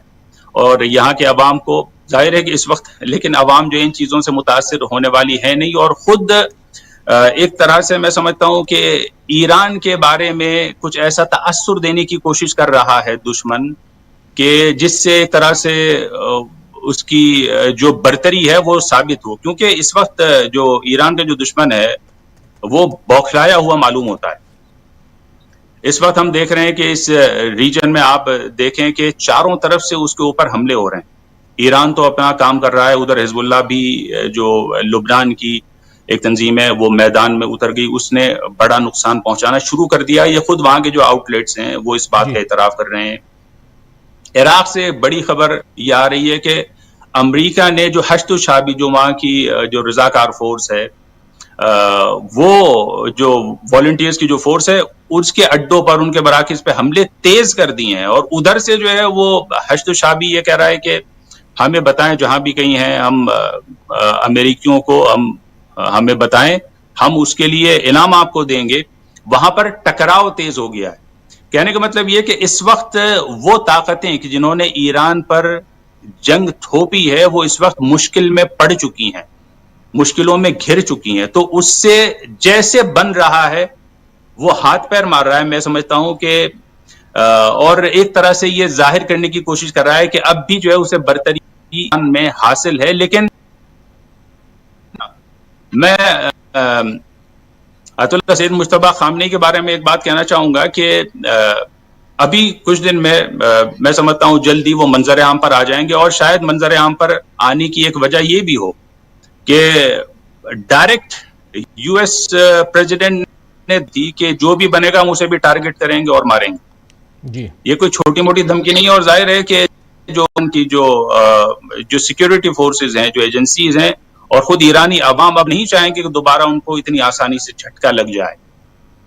तो ये तो नेचुरल सी बात है कि वो ऐसे हालात में जब जंग हो रही है और तेहरान में जो है वहां पर जंग की शिद्दत काफी ज्यादा देखने में आई है और मुसलसल काज़मी साहब रोकना चाहूंगा। काज़मी साहब, इस बीच ट्रूथ सोशल पे जो डोनाल्ड ट्रंप का अपना मीडिया है, सोशल मीडिया है, उस पे उन्होंने एक मैसेज अभी दे दिया है।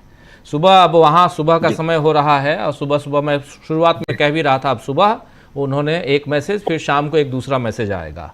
तो सुबह का मैसेज पढ़ के सुना रहा हूँ। लिख रहे हैं, ये देखिए इंग्लिश में है, हिंदी में बता रहा हूँ। एक बार फिर फर्जी समाचार मीडिया ने सऊदी अरब के एक हवाई अड्डे पर कथित तौर पर गिराए गए 5 टैंकर विमानों के बारे में जानबूझकर भ्रामक सुर्खियां बनाई हैं और कहा है कि वे अब किसी काम की नहीं हैं। असल में हवाई अड्डे पर कुछ दिन पहले हमला हुआ था, लेकिन विमानों को नष्ट नहीं किया गया था। 5 में से 4 विमानों को लगभग कोई नुकसान नहीं हुआ था और वो पहले ही सेवा में वापस आ चुके हैं। एक विमान को थोड़ा अधिक नुकसान हुआ है, लेकिन वो जल्द ही उड़ान भरने लगेगा। फर्जी समाचारों की सुर्खियों में जैसा कहा गया है वैसा कोई भी विमान नष्ट नहीं हुआ था या उसके करीब भी नहीं था, यानी बिल्कुल नष्ट नहीं हुआ था।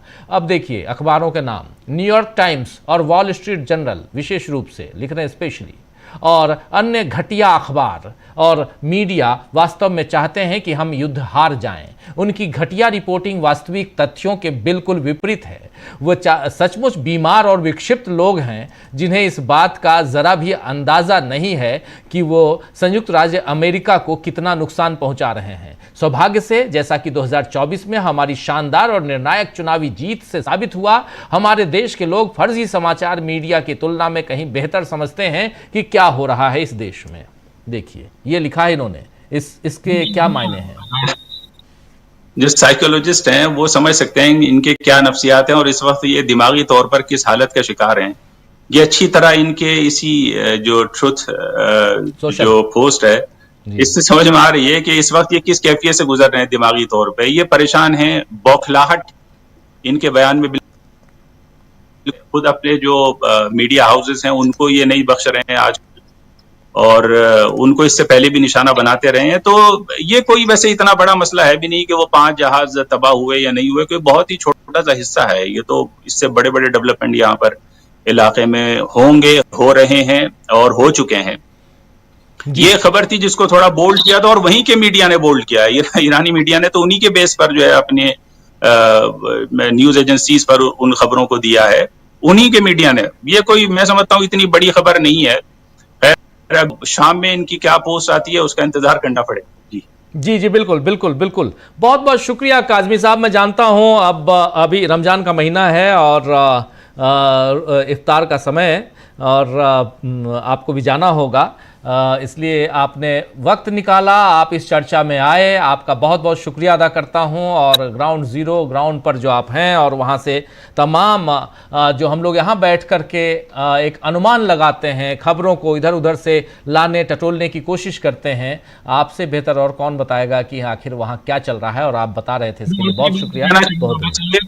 मैं समझता हूँ एक बड़ी सीख है जी हमारे लिए, जो हम एज ए इंडियन कम्युनिटी यहाँ पर रह रहे हैं, कि इनसे मैं समझता हूँ वाकई सारी दुनिया को एक हौसले का सबक मिलता है, अज़म का सबक मिलता है, और अपनी लीडरशिप से वफादारी का सबक हमें इनसे मिलता है, जो सीखना चाहिए। वाकई बेमिसाल है। जी जी, बिल्कुल बिल्कुल सही आप कह रहे हैं, लीडरशिप से और ये बेमिसाल है, बिल्कुल आप सही कह रहे हैं। बहुत बहुत शुक्रिया आपका काज़मी साहब, बहुत शुक्रिया।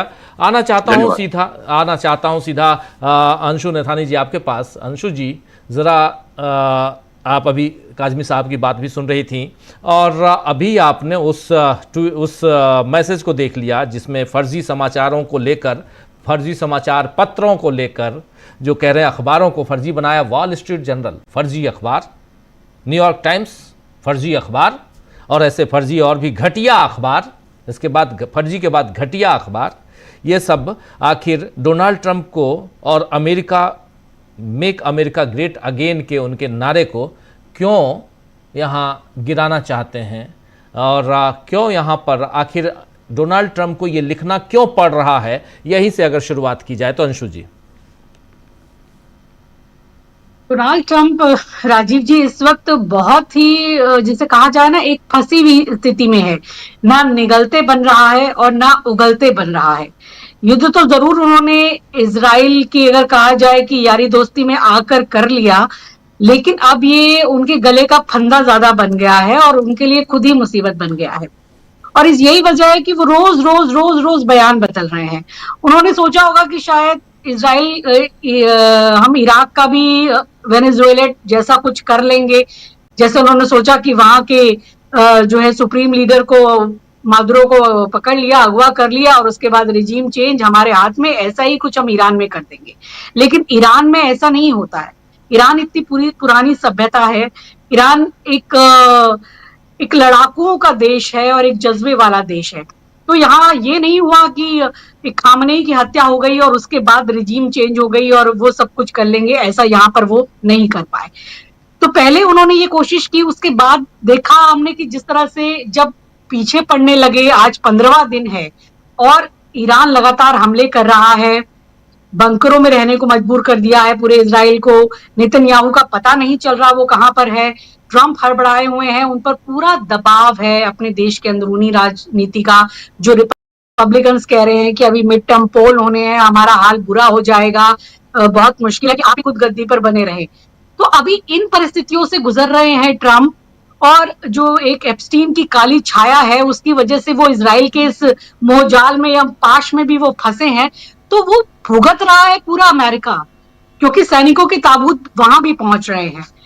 $1 बिलियन का खर्च लगभग रोज आ रहा है इस लड़ाई को चलाने के लिए, करने के लिए। तो अमेरिकी जनता पूछ रही है ना कि इन पैसों से तो हमारे अस्पताल, विश्वविद्यालय, स्कूल और डेवलपमेंट के काम हो सकते थे, हम क्यों इजराइल के लिए जाके मर रहे हैं और इतना पैसा खर्च कर रहे हैं वहां पर इस वॉर में, और जिसमें भी हमें अभी तक नुकसान ही ज्यादा देखना पड़ रहा है। कुछ अभी 15 दिन बाद आके भी आप अपने स्टेटमेंट चेंज कर रहे हैं। पहले आप कह रहे थे कि रिजीम चेंज करनी है, अब आप कह रहे हो कि रिजीम चेंज करने के लिए नहीं किया, हमने तो खाली उनकी न्यूक्लियर फैसिलिटी, इन चीजों को देखने के लिए किया था, हमारा मकसद पूरा हो गया, अब तो युद्ध खत्म कर दो।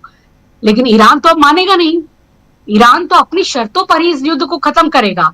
यानी अब ये ट्रंप के लिए आ बैल मुझे मार वाली जैसी चीज हो गई है। ईरान का भी नुकसान हुआ है, ये नहीं कहा जा सकता, लेकिन जिस रणनीति में ईरान ने फंसाया है अमेरिका को और इजराइल को, वो उसको बहुत भारी पड़ रही है। आप देखिए कि इतनी एयरफोर्स भी नहीं है ईरान के पास, लेकिन अपने जो ऐसे ड्रोन्स है, इतने डेवलप्ड ड्रोन्स, उससे $50,000 के ड्रोन से वो अमेरिका के मिलियंस और बिलियंस के जो इतने सोफिस्टिकेटेड एयरक्राफ्ट है उनको उड़ा दे रहा है, उनके रडार उड़ा दे रहा है, उनके इंटरसेप्टर धाराशाही कर दे रहा है, और घबरा गए हैं बिल्कुल ही ट्रंप, और अंदरूनी दबाव उनके ऊपर बहुत ज्यादा है। इसको इस तरीके से समझा जाना चाहिए, थोड़ा सा अगर मुझे आप समय दें तो, कि पूरी राजनीति आखिर किस चीज को लेकर है। अमेरिका अगर देखा जाए तो 1989 से ही मध्य एशिया में अपना प्रभुत्व बनाने के लिए और एक तरीके से नियो इंपीरियलिज्म को लाने के लिए, वहां पर तेल के कारोबार में अपना एक डोमिनेशन लाने के लिए उसने एक चालाकी भरी एक रणनीति अपनाई, जिसमें मध्य एशिया के देशों को आपस में ही एक दूसरे से इनसिक्योरिटी दी और दुश्मन बताया। यानी जो गल्फ कंट्रीज जहां पर ज्यादा राजशाही है, जहां पर राजघराने हैं, जिनके पास कोई ऐसी लोकतांत्रिक व्यवस्थाएं नहीं है, केवल तेल है, उसके बल पर वो आगे बढ़े, उनको खतरा बताया गया कि आपको आपके पड़ोसियों से ही खतरा है, आपको ईरान, इराक, जॉर्डन, इन देशों से खतरा है। और एक तरीके से ये बांटने की वहां पर एक राजनीति की और इस तरीके की शुरुआत की, और इसका बहाना लेकर उन्होंने गल्फ कंट्रीज में अपने मिलिट्री बेसेस बनाए और उनको अपने साथ लाके इन चीजों में, इस एरिया में अस्थिरता लाने की कोशिश की। और हम शुरू से देख रहे हैं कैसे इराक, ईरान, लीबिया, जॉर्डन, फिलिस्तीन, ये तमाम देशों को, सीरिया को, इनको एक तरीके के साथ, एक सिलसिलेवार तरीके से और एक सिस्टमैटिक तरीके से इंटरनेशनल आतंकवादी देश के तरीके से घोषित करने की कोशिश की गई, इस पूरे मध्य एशिया को एक अस्थिर बनाने के लिए और केवल तेल के डोमिनेशन के लिए, और उसमें अपना आर्थिक फायदा और अपना एक नया एक साम्राज्यवाद का तरीका उन पर थोपने के लिए। और ये लंबे समय तक चला। सही कह रहे थे काज़मी साहब कि 40-45 सालों तक इस चीजों को किया गया। ये तो ईरान है कि वो इस चीज को झेलने की क्षमता रखता है, क्योंकि वो एक पुरानी सभ्यता वाला देश है और वो खुद उसने अपनी टेक्नोलॉजी को इतना डेवलप किया, जबकि इतने सैंक्शन लगाए गए, उसको पूरा ध्वस्त कर दिया गया, लेकिन ईरान आज भी खड़ा है और पूरा फाइट ले रहा है अमेरिका के साथ, उसे अपनी शर्तों पर लाने के लिए वो मजबूर कर रहा है। तो ये सारा सिनेरियो था जिसमें इसमें तेल का खेल था और ये लंबे समय से चला और इसमें कई देशों को ध्वस्त किया गया। लेकिन अब ये एक त्रिकोण बन रहा है ईरान, रशिया और चाइना का, जो अब समझ गए हैं कि अमेरिका किस नीति के तहत कार्य कर रहा है और इसमें ईरान के साथ हमें आना क्यों जरूरी है। और यही वजह है कि हम ये देख रहे हैं कि ईरान न सिर्फ भारी पड़ रहा है बल्कि अमेरिका को झुकना पड़ रहा है और एक तरीके से उसका महाशक्ति का या मागा का आपने जो कहा वो भी एक टैग उससे छिनता हुआ नजर आ रहा है, क्योंकि यूक्रेन और रशिया के युद्ध के समय हमने देखा कि जिस तरीके से ट्रंप ने एक लेवरेज लेने की कोशिश की कि मैं शांति करवा दूंगा या यहाँ पर ऐसा युद्ध नहीं होना चाहिए, वो आज ईरान के साथ उनकी इस टकराहट को लेकर उनकी जो बेचैनी इतनी बड़ी है, क्योंकि पूरी दुनिया पर इसका असर पड़ रहा है। तेल नहीं है, एलपीजी नहीं है, सारी दुनिया कह रही है अमेरिका और इजराइल को कि आपके पागलपन ने कहाँ ला करके हमें खड़ा कर दिया है इस इकोनॉमिक क्राइसिस के अंदर। पूरी दुनिया ठप होने की स्थिति में आ गई है, स्ट्रेट ऑफ हॉर्म्यूज बंद हो रहा है, तो आप समझ लीजिए पूरी दुनिया ठहर जाएगी और पूरी दुनिया का दबाव धीरे धीरे आना ही है और आएगा अमेरिका के ऊपर। तो न केवल एक वैश्विक दबाव अमेरिका के ऊपर है, अंदरूनी दबाव अमेरिका के ऊपर है, और ये जो त्रिकोण बन रहा है ईरान, रशिया और चाइना का, जिसने अब समझ लिया है कि कैसे मिडिल ईस्ट में, मध्य एशिया में अमेरिका की इस पॉलिसी को अब ध्वस्त करना है। और यही चीजें मुझे लग रहा है कि जो खाड़ी देश है वो भी समझ रहे होंगे कि हमारा केवल एक फायदा ले रहा था या हमारा मिसयूज ज्यादा किया जा रहा था अमेरिका के द्वारा अपने हित साधने के लिए, और इस तरीके से खाड़ी देशों में और पूरे मध्य एशिया में अस्थिरता फैलाई गई। मुझे लगता है ये एक बहुत ही इंपॉर्टेंट जंक्चर है।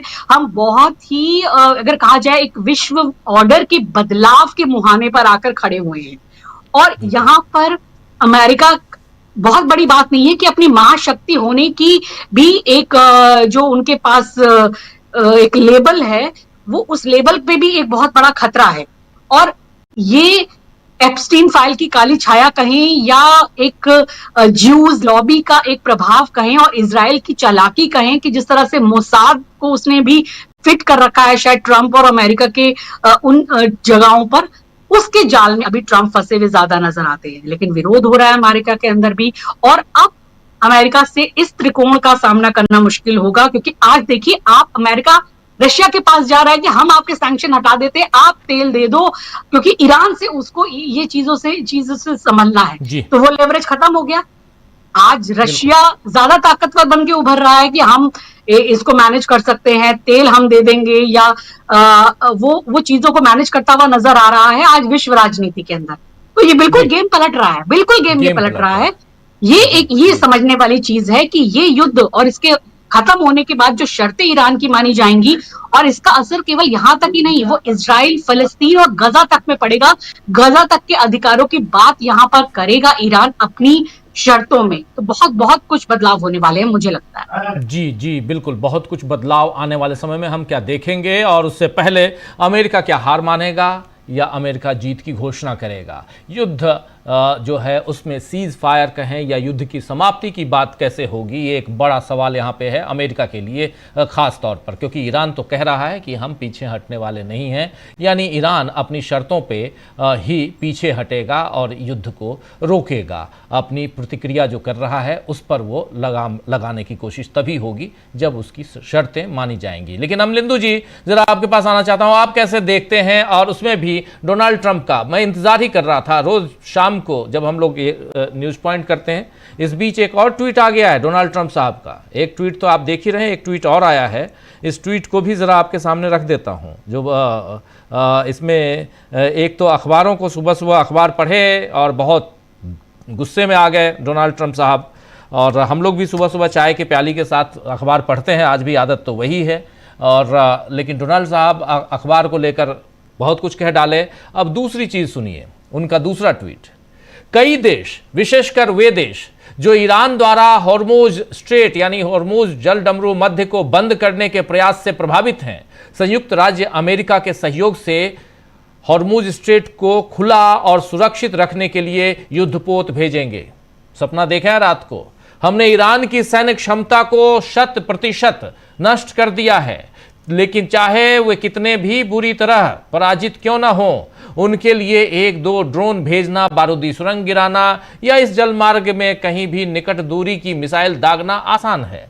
आशा है चीन, फ्रांस, जापान, दक्षिण कोरिया, ब्रिटेन और अन्य देश जो इस कृत्रिम अवरोध से प्रभावित हैं, इस क्षेत्र में जहाज भेजेंगे ताकि हॉर्मुज जल डमरू मध्य उस राष्ट्र के लिए खतरा न रहे जिसे पूरी तरह से नष्ट कर दिया गया है। इस बीच यूनाइटेड स्टेट्स ऑफ अमेरिका तट रेखा पर लगातार बमबारी करेगा और ईरानी नौकाओं और जहाज़ों को पानी में डुबोता रहेगा। किसी न किसी तरह हम जल्द ही हॉर्मुज जल डमरू मध्य को खुला, सुरक्षित और स्वतंत्र बना देंगे।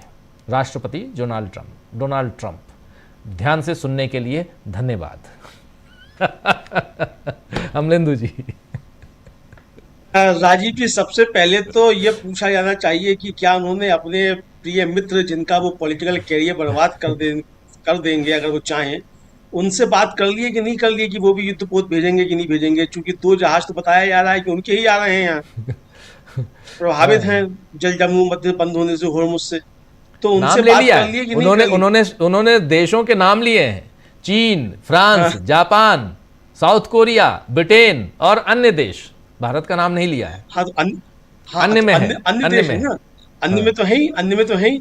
तो सबसे अच्छे मित्र तो उनके वही वाले हैं जिनके 2 जहाज आ रहे हैं आज। तो उनसे पूछ लिया है कि नहीं पूछ लिया है, ये बताना चाहिए डोनाल्ड ट्रंप साहब को। सबसे पूछ लिया, यानी राजीव जी, जब नाटो ने हाथ खड़े कर दिए कि भाई हम आपकी इस जंग में शरीक नहीं है, स्पेन तो खुलकर कह रहा है कि ट्रंप साहब हमको धमकाइए मत, आपने हमारा गलत इस्तेमाल किया है। कीर स्टारमर कह रहे हैं कि भाई 23 साल पहले जो आपने गलती कराई, हमने तो उसकी माफी भी मांग ली कि आपने हमको एक गलत युद्ध में ले जाकर फंसा दिया था इराक में, यानी तो अब हम ये गलती ईरान में नहीं दोहराएंगे। इधर राजीव जी, इटली ने घोषणा कर दी है कि उसके जो इराक में सैनिक हैं उनको वापस बुलाएगा। फ्रांस अपने वहां से सैनिकों को वापस बुला रहा है। तो जो आपके सहयोगी समझे जाते हैं वो तो अपने सैनिकों को ईरान तो छोड़िए इराक से वापस बुला रहे हैं, आप खुद अपने नागरिकों को वहां से निकाल रहे हैं खाली के देशों से, और आप बता रहे हैं कि बाकी जो लोग जो है वो भेज दें अपने जहाज, तो ईरान को ठीक कर दिया जाए। राजीव जी, असल में मानसिक स्थिति जो ट्रंप साहब की वो ठीक है नहीं, और इनको जल्दी से जल्दी जो किसी अच्छे मानसिक चिकित्सक को दिखाया जाना चाहिए, क्योंकि वहाँ अच्छे चिकित्सक हैं। लेकिन दिक्कत ये राजीव जी की मानसिक चिकित्सक वहाँ अच्छे जितने भी वो सब NIH में ही होते हैं, वहाँ का नेशनल इंस्टीट्यूट ऑफ हेल्थ है, उसका जो है फंड बंद कर दिया ट्रम्प साहब ने सत्ता में आते ही सबसे पहले। तो वो डॉक्टर इनका इलाज क्यों करेगा कि इनका जो है ठीक है कि नहीं है। बहरहाल राजीव जी, ट्रम्प साहब परेशान ये है कि रास्ता कैसे मिले कि हम वहां से बाहर निकलें और किस तरीके से पूरी दुनिया को फंसाया जाए। अभी तक राजीव जी सिर्फ एक जो है संगठन आप कह लीजिए, एक देश कह लीजिए, एक व्यक्ति कह लीजिए, वो ट्रम्प साहब के समर्थन में आया है खाड़ी से, और वो आया है अलकायदा। अलकायदा जो है वो कह रहा है कि वो हिजबुल्लाह के खिलाफ लड़ेगा। अलकायदा का मतलब ये है कि सीरिया में जो इस समय सरकार है वो तो पहले अलकायदा के लड़ाके थे, अब वो कह रहे हैं कि हाँ हम हिजबुल्लाह के खिलाफ लड़ सकते हैं। तो ये राजीव जी एक बड़ी उपलब्धि जो है ट्रम्प साहब की कही जा सकती है कि ओसामा बिन लादेन के साथी जो हैं वो अब ट्रम्प साहब के साथी हैं, या आप इसको इस तरीके से कह सकते हैं। तो राजीव जी ये परेशानियां जो बढ़ती चली जा रही है, असल में है क्या राजीव जी कि मिस कैलकुलेशन, जैसा कह रहे थे काजमी साहब की, मिस कैलकुलेशन जो है वो ईरान के बारे में जो था वो किया ट्रम्प साहब ने और पूरे अमेरिकी शासन ने। लेकिन राजीव जी आप 40 साल से जिस देश के ऊपर आप सैंक्शंस लगा रहे हैं, और आपके वहाँ एजेंट भी थे, ये भी है क्योंकि मोसाद के एजेंट वहाँ पकड़े भी गए हैं, तो इसके बावजूद अगर आपको ये सूचनाएं नहीं मिल सकी कि उनके ठिकाने किस जगह पर हैं, कहाँ पर उनके जो है वो तैयारियां हो रही हैं, कहाँ पे उनके सैन्य अड्डे हैं, तो ये तो आपका सबसे बड़ा फेल्योर है और आप उस अपने फेल्योर को स्वीकार कर रहे हैं। आप कह रहे हैं कि भाई आपने वो खार्ग पे हमला किया, वहाँ आपने उनके सैन्य ठिकाने आपने वहाँ नष्ट कर दिए। वहाँ उनका सैन्य ठिकाना नहीं, वहाँ उनका तेल का भंडार है जहाँ आपने हमला किया, तो आपने उनका तेल के भंडार पे किया। और ये कल ही कह दिया था ईरान ने कि ये रेड लाइन है ट्रम्प साहब, अगर आपने इसको पार किया तो फिर तबाही तबाही होगी। और जो कहा ईरान ने वो करके दिखा दिया, तबाही मचा दी। इराक में हमला किया, इनकी एम्बेसी पे हमला किया, पोर्ट पर हमला किया, सऊदी अरब में एयरपोर्ट पर हमला किया, रिफाइनरी पर हमला किया। कतर के नागरिकों से कह दिया गया अभी कि भाई आप लोग जो हैं, जो वहाँ इनके अड्डे हैं और इनके जो रिफाइनरीज है वहाँ से आप दूर रहिए, क्योंकि हम रिफाइनरीज को हम निशाना बनाएंगे, तेल भंडारों को। नागरिकों से कहा गया आप वहाँ से दूर रहिए। 49वीं लहर जो छोड़ रहा है IRGC, और उसके तहत घोषणा कर दी कि वहां से आप दूर रहिए। तो इनकी तो राजीव जी तबाही आना ही आना है।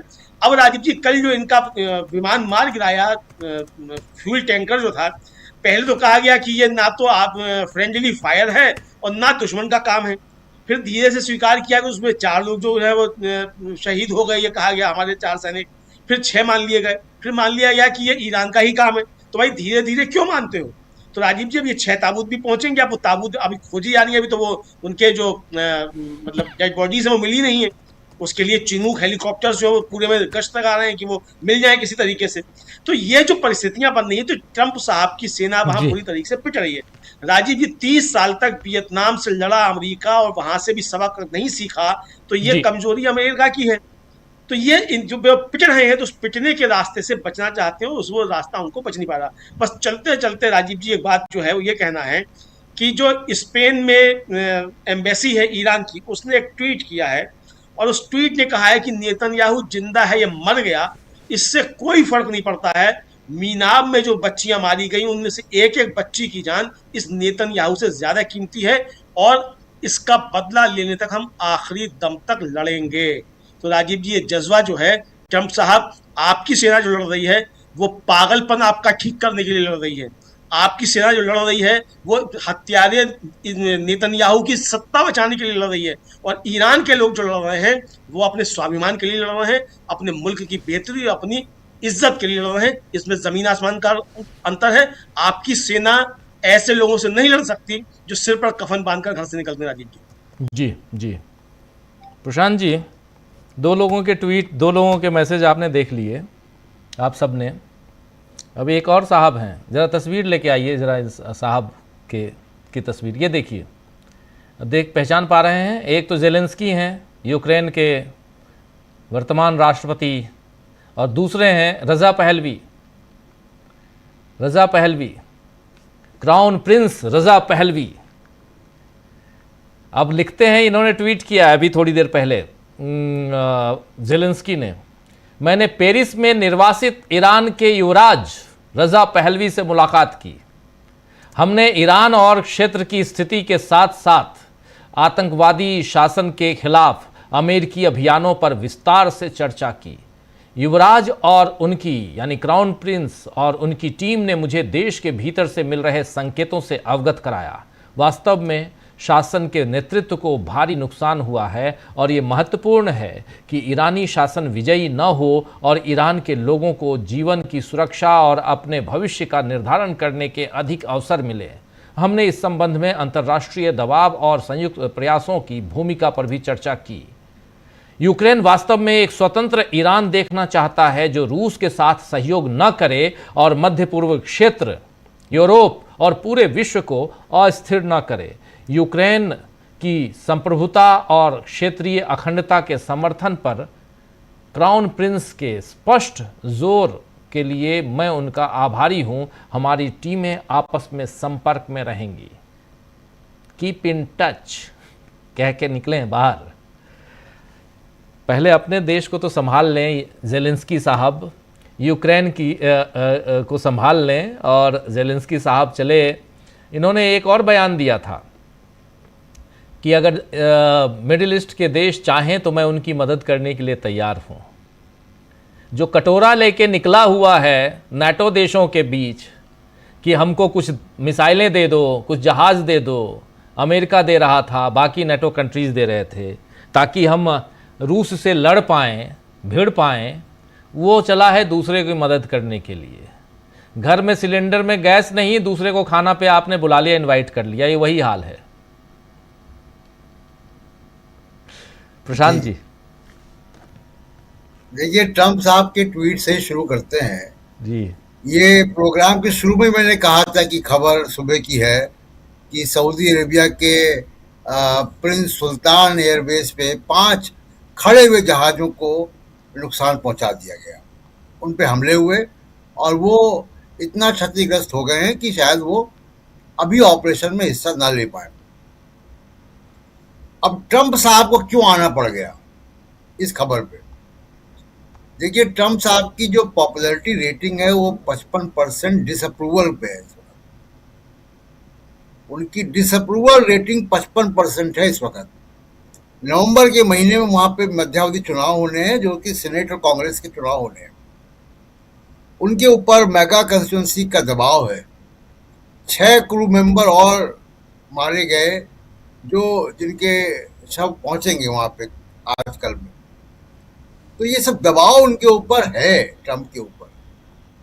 इस वजह से उनको आना पड़ रहा है, वरना इस खबर पे तो, और ये खबर वॉल स्ट्रीट जर्नल पे मैंने पढ़ी, वो उन्होंने यूएस एयरफोर्स के सूत्रों के मुताबिक, उनके सूत्रों के हिसाब से छापी है खबर।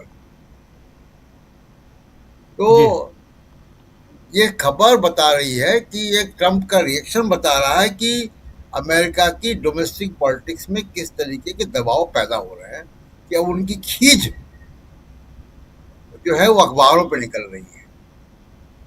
और यही आप देखिएगा कि भारत में भी सिनेरियो हो रहा है। मतलब आमतौर पे मैं बहुत ही गंभीर चर्चा करता हूँ, लेकिन मैं जरा सोशल मीडिया पे जो कॉमेडी और मीम्स चल रहे हैं जरा उसकी तरफ ध्यान दिलाना चाहता हूँ कि 2 विषय हैं जिन पे बहुत ज़्यादा छोटे छोटे वीडियोस, रील्स बन रही हैं। एक नाले की गैस और दूसरा एलपीजी को लेकर हजारों वीडियो बने।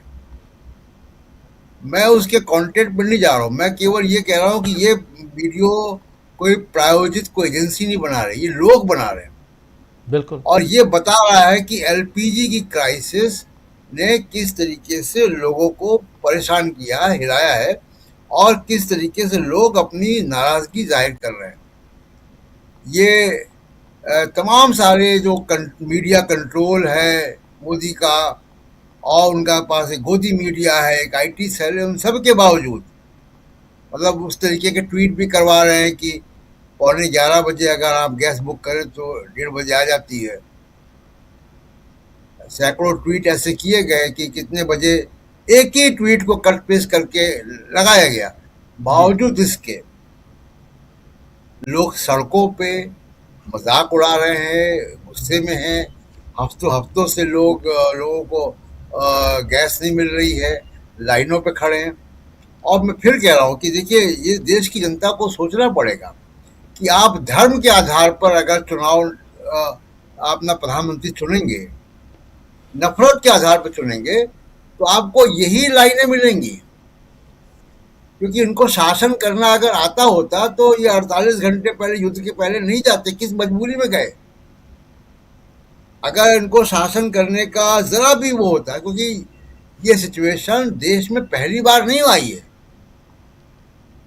खाड़ी में युद्ध होते रहे, खाड़ी से तेल आया हुआ, ईरान इराक का युद्ध हुआ, कुवैत पे हमला हुआ, अमेरिका ने कितने हमले किए वहां पे, तो खाड़ी का युद्ध होते रहे हैं।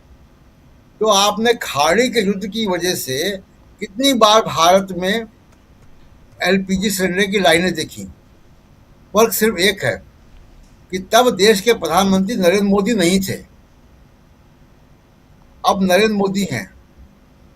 और ये 15 दिन के युद्ध में 15 दिन की जो सप्लाईज बिगड़ी हैं, जो हरमोज बंद हुआ है, उससे इतना बड़ा बैकलॉग हो गया, जो मैंने पहले भी बताया कि 80,000 टन हमारी डेली की खपत है जी। तो आप 2 जहाज मंगा लोगे, 4 जहाज मंगा लोगे, उससे बैकलॉग अभी पूरा नहीं होने जा रहा है। दूसरा कि आपने रिलायंस को एक्सपोर्ट करने की छूट दे रखी है। वो तो पेट्रोलियम प्रोडक्ट एक्सपोर्ट करके पैसे बना रहे हैं, क्योंकि वो आपके इलेक्शन को फंड करते हैं, क्योंकि आपके लिए उन्होंने हिंदू मुसलमान करने का मीडिया लगा रखा है, तो उनको खुली छूट है। देश की जनता भले ही लाइन में लगी रहे।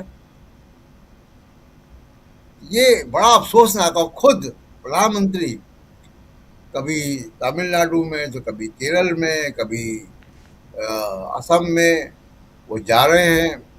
मैं कल भी कह चुका हूँ कि प्रधानमंत्री एक बार जब जाता है तो हजारों लीटर पेट्रोल डीजल स्वाहा हो जाता है।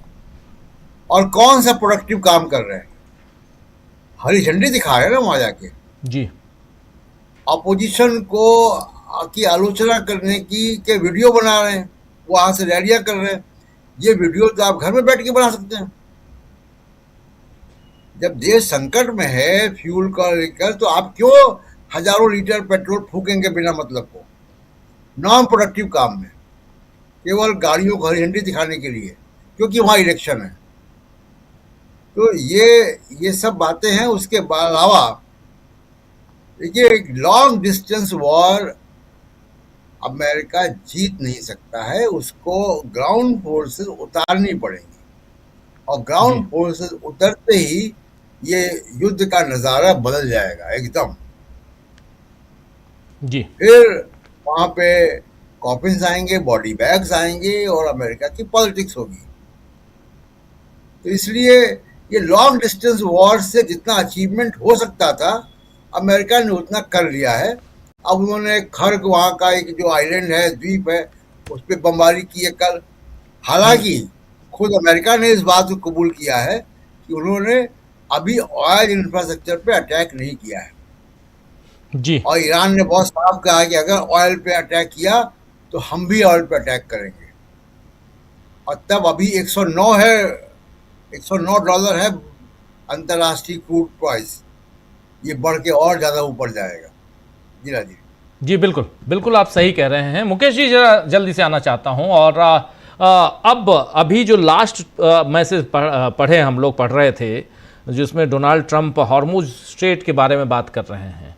अब ये लड़ाई जो है, डोनाल्ड ट्रंप हॉर्मुज स्ट्रेट की तरफ ले जाना चाह रहे हैं। देखिए, साइकोलॉजिकली ज़रा समझिए मुकेश जी, यहाँ ईरान की बात नहीं, वो कह रहे हैं चीन, ब्रिटेन, तमाम देशों का नाम ले रहे हैं, दक्षिण कोरिया सबका नाम ले रहे हैं, और कह रहे हैं कि अब ये सारे देश हमारे साथ आएंगे, सबकी सेनाएं आएंगी और ईरान हॉर्मुज स्ट्रेट को खोलेगा। अभी आप रिजिम चेंज करने की बात कर रहे थे, अभी आप कुछ और बात कर रहे थे। अब क्या फोकस लेके जाना चाहते हैं? थोड़ा स्ट्रेटेजिकली मैं समझना चाहता हूं कि क्या आप फोकस हॉर्मुज की तरफ ले जाना चाहते हैं? ईरान को छोड़ो, ईरान को तो कुछ कर नहीं पाए हम। देखिए राजीव, ट्रंप के बस का जो है ना, सिवाय लंतरानी करना, बड़े बड़े बयान देना, इसके अलावा और कुछ नहीं है। अगर आप जमीनी हकीकत को देखें तो हॉर्मुज के बंद होने से, ब्लॉक होने से ठीक है, बाकी दुनिया को जो तकलीफ हो रही है, लेकिन हॉर्मुज उन देशों की भी सप्लाई लाइन है जो अमेरिका की गोदी में बैठे हुए हैं, जिन्होंने अपनी जगह दी है अमेरिका को अपने सैनिक अड्डे बनाने के लिए। यानी कि पूरे पूरे ईरान को छोड़ करके बाकी जितने भी गल्फ के देश हैं वो सारे के सारे देश उससे अफेक्टेड हैं। क्यों? क्योंकि अगर आप उनका तेल बेचने का रास्ता बंद कर देंगे तो उनकी रसद कहां से पहुंचे, खाना क्या खाएंगे, वो सारी चीजें तो वहां इंपोर्ट होती है दूसरे देशों से। तो ये एक बहुत महत्वपूर्ण बात है। अब इसको ट्रंप रोकेंगे कैसे? हार्मुज को आप खोलेंगे कैसे? आप वहां ऐसी स्थिति कैसे बनाएंगे कि जहाजों के आने जाने का रास्ता सही ढंग से, स्मूथ ढंग से, पीसफुली हो सके? ईरान आपको ये क्यों होने देगा? ईरान इसी के माध्यम से तो आपके दोस्तों को सबसे ज्यादा तकलीफ में बैठाए हुए है, और वो क्या कर सकता है? उसके पास क्या और विकल्प है? भाई अगर आप दमदार हैं, आप ईरान को निशाना बना रहे हैं, वहां के जितने भी महत्वपूर्ण गैर महत्वपूर्ण ठिकाने हैं, मासूम लोग हैं, जिम्मेदार लोग हैं, लीडरान हैं वहां के, आप सबको निशाना बना रहे हैं, उनकी इकोनॉमी को बना रहे हैं, सब कुछ कर रहे हैं आप। तो वो बदले में क्या करेंगे जरा ये सोच के देखिए। क्या वो वही नहीं करेंगे जो वो अभी कर रहे हैं? लिहाजा आपके पास ईरान की जो भी रणनीति है उसका काट कुछ नहीं है, सिवाय इसके कि खिसियानी बिल्ली खंबा नोचे, और कुछ नहीं दिख रहा ट्रंप के बयानों में। जमीनी हकीकत यह है कि आप देखिए, किसी भी वार का एक ऑब्जेक्टिव होना जरूरी है। छोटी सी तुलना करके हम देखें, रूस और यूक्रेन के वॉर में रूस का पहले दिन से एजेंडा था कि आप यूक्रेन साहब, आप जो है वो नाटो का हिस्सा नहीं बनेंगे, नंबर 1। नंबर 2, आपके ये जो है वो रशियन बहुल इलाके हैं, इनको हम कैप्चर करना चाहते हैं, कब्जा करना चाहते हैं, इसको रूस पे मिलाना चाहते हैं। कितने सफल हुए नहीं हुए इन बातों पर डिबेट हो सकती है, लेकिन आपके पास वॉर का एक ऑब्जेक्टिव तो है। आप बताइए कि यहां अमेरिका का कौन सा ऑब्जेक्टिव क्लियर है? उनको ईरान में तख्ता पलट करना है या था? क्या वो उसमें कहीं से एक रत्ती भर भी कामयाब होते दिख रहे हैं? ये ठीक है कि आपने खामेनेई का मर्डर कर दिया, वहां के टॉप लीडरशिप का डिस्ट्रॉय कर दिया। इसकी तुलना ऐसे करके देखिए कि फर्ज कीजिए कि आज हिंदुस्तान की टॉप लीडर किसी ऐसे ही वॉर की वजह से डैमेज हो जाए, खत्म हो जाए, तो क्या हमारे पास जो सेकंड रैंक ऑफ लीडरशिप है, चाहे वो कैपेबल हो या नॉन कैपेबल हो, इस पे बहस हो सकती है, लेकिन क्या हमारे पास उसका विकल्प नहीं होगा? बिल्कुल होगा। क्या अमेरिका के पास ऐसा नहीं होगा? वहां भी होगा। तो ये एक देश की संरचना ही ऐसी होती है जिसमें वहां वैक्यूम नहीं होगा। अब जो आप सोच रहे हो कि भैया सबको तकलीफ होगी इसलिए सब आकर के मेरे साथ जो है वो हॉर्मुज को खिलाओ, अरे भैया हॉर्मुज को खोलने की बातें सब कर रहे हैं, लेकिन अमेरिका की भाषा में नहीं कर रहे हैं, अमेरिका में के सुर में सुर मिला करके नहीं कर रहे। वो ये कह रहे हैं कि भाई आपको अमेरिका की ईरान में बहुत ज्यादा डैमेज झेलने के बाद ईरान की शर्त यह है कि हमारे जो पड़ोसी मुल्क हैं हम उनके साथ मोहब्बत से रहना चाहते हैं, लेकिन वो अपने यहाँ के अब सैनिक अड्डों को खत्म करें। ये जो है वो एक स्टैंड है ईरान का। ईरान इसमें सफल होगा नहीं होगा, कितना सफल होगा मैं नहीं जानता, लेकिन आप उन देशों को ये मैसेज देने में सफल है कि देखिए साहब, अमेरिका से आपकी हिफाजत नहीं हो सकती, नहीं हो पाई, हम लोग आपस में प्यार मोहब्बत से रहेंगे, यही हिफाजत की सबसे बड़ी गारंटी। लिहाजा आप अमेरिका को बाहर कीजिए, और अमेरिका बाहर हो गए तो उनको लेने के देने पड़ गए, 24 गए थे 26 बनने, दूसरे से भी 72 बन के लौटे जी। तो इसलिए इस युद्ध में फिलहाल इजराइल की और अमेरिका की कोई बढ़त नहीं है। नुकसान कोलेटरल डैमेज बहुत है, मैंने अपने पहले संबोधन में भी कहा था कि अमेरिका के लोगों को बहुत तकलीफ हो रही। अमेरिका के लोगों का आप इतिहास उठा के देख लीजिए पिछले 100-150 साल का, वहां की सबसे बड़ी तकलीफ है ताबूत का पहुंचना। बाकी वहां की आवाम सब कुछ झेल लेती है, जब ताबूत पहुंचने लगते हैं, जिन देशों में आप आक्रमण करने जाते हैं वहां से जब आपके सैनिकों के ताबूत आते हैं तो वो अमेरिका को बड़ा बौखलाहट पैदा करते हैं, चाहे वो वियतनाम हो, चाहे वो अफगानिस्तान हो या अन्य लड़ाइयों में भी। इसीलिए ये दूर से हमला करना चाहते हैं, इसीलिए चाहते हैं कि इनका कोई एजेंट बन के इनके नाम पे हमला करे, उसको ये अपना हथियारों की सप्लाई करते रहे, और वो स्ट्रेटजी सारी फेल हो गई। यहां आपको इजराइल ने कंपेल कर दिया कि भैया हम उनकी लड़ाई आप लड़ो, और उनकी भी लड़ाई बेवानी लड़ाई है, लेकिन खैर वो अलग मुद्दा हो जाएगा, विषय दूसरी तरफ चला जाएगा। तो इसलिए अभी फिलहाल हॉर्मुज के ब्लॉक होने से जितनी दिक्कत सारी दुनिया को हो रही है, वो दिक्कत ईरान का पहुंचाने का मकसद नहीं है, लेकिन उस दिक्कत को पहुंचाए बगैर ईरान अपने मकसद को हासिल भी नहीं कर सकता। अगर फर्ज कीजिए कि हॉर्मुज में कोई दिक्कत, कोई तंगी नहीं, तो सारी दुनिया में काहे की हाय आई थी? फिर तो 2-2.5 देश लड़ते रहते, इधर का बम उधर जाता, उधर की मिसाइल इधर आती, यही होता रहता। अभी कम से कम सारी दुनिया में एक बहुत बड़ी समस्या है कि भाई इसका समाधान क्या निकलेगा। और सबसे बड़ी दिक्कत यह है कि हमारे ट्रंप के पास, नेतन्याहू के पास जितनी डैमेजेस उनको हो रही है, होती जा रही है, वो एक तरफ है, लेकिन उनके पास वॉर का ऑब्जेक्टिव नहीं है। ऑब्जेक्टिव लेफ्ट वॉर जो होता है राजीव जी, वो कभी भी किसी मुकम्मल जगह पे नहीं पहुंच सकता। ऑब्जेक्टिव वॉर का बहुत जरूरी होता है। मैंने पिछली दफा भी ये बात कही थी, प्रिंसिपल ऑफ वॉर में ये बहुत खास चीज है। आप किसी भी मुल्क पे तब तक नहीं जीत सकते जब तक आप जमीन पे अपने सैनिकों को नहीं भेजेंगे। ये संभव ही नहीं है। वॉर की, मिलिट्री एक्सरसाइज की, मिलिट्री एक्शन की एक बुनियादी चीज है। आप ये कब भेजेंगे नहीं मालूम, लेकिन भेजेंगे तो वहां इनका क्या असर होगा और क्या अंजाम होगा। जिस देश का बहुत बड़ा समाज बलिदानी बनने के लिए तैयार है, उस देश में आप कुछ भी फोर्सफुली कर पाएंगे? कभी जिंदगी में नहीं। अभी देखिए ईरान के साथ दिल किससे रहे? यूक्रेन के उस आदमी से। अरे भैया, ये अमेरिका ने तुम्हारा क्या यूक्रेन भला कर दिया जो इनका कर देंगे, और इनका क्या कर दिया जो तुम्हारा कर देंगे। 79 से अभी तक अब दुनिया में किसी देश में ऐसा हुआ है क्या कि जहां राजशाही की वापसी हुई है? एक उदाहरण कोई बता दे कि साहब फला फला देश में राजशाही की वापसी हो गई। वापसी नहीं होती राजशाही की। राजशाही ओल्ड पैटर्न ऑफ गवर्नेंस है, आउटडेटेड पैटर्न ऑफ गवर्नेंस है। जहां चल रहा है, जहां उसका रिफाइनमेंट हो पाया हुआ, लेकिन अगर कहीं से वो गया है तो फिर उसकी वापसी नहीं हुई।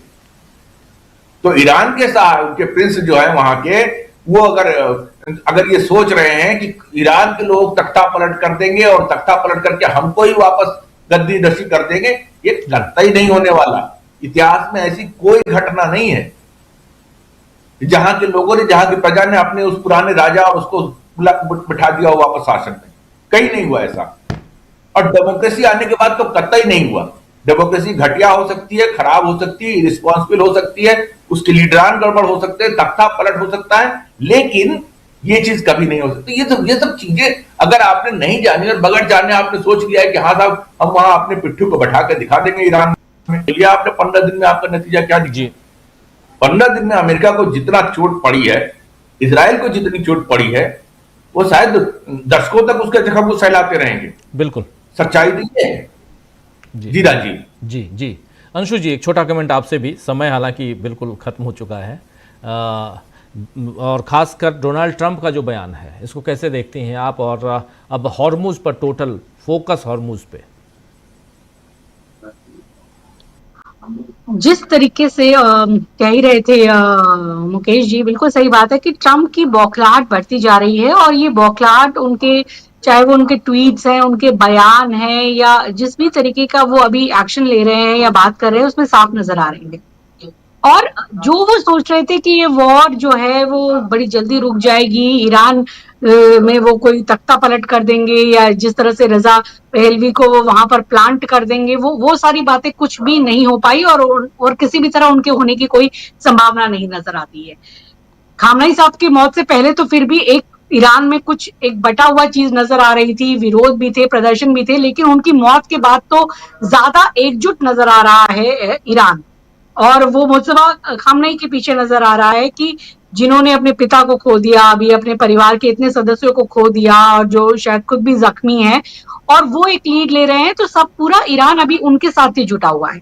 और अमेरिका और ट्रंप खास तौर पर इस समय न सिर्फ पूरी दुनिया में एक विलन के तौर पर देखे जा रहे हैं, जो इजराइल के ब्लैकमेल होने की वजह से पूरे दुनिया को इस तरीके की तबाही की आग में झोंक रहे हैं। शेयर मार्केट सारे ध्वस्त हुए जा रहे हैं, ऑयल क्राइसिस शुरू हो गया है। उसके अलावा अपने देश में भी अब उनके ऊपर एक क्रेडिबिलिटी का, विश्वसनीयता का संकट खड़े होने वाला है। उनके खुद रिपब्लिकन लीडर कह रहे हैं कि आप ये क्या कर रहे हैं, ये चीजें मत कीजिए। और सही कह रहे थे मुकेश जी कि जब ये वॉर में, जब आप पैदल सैनिक भेजेंगे, जब मिलिट्री अंदर जाएगी, और जब इतने सारे अगर सैनिकों को, अमेरिकन सैनिकों को अगर भेजने की बात है, उसके बाद जाहिर सी बात है कि एक बड़े लेवल पर संघर्ष होगा और ताबूत भी लौट कर घर आएंगे। और अभी ही वो कह रहे हैं अमेरिकन कि हम क्यों इजराइल के लिए, हम क्यों मारे जा रहे हैं, हमारा पैसा क्यों खर्च हो रहा है।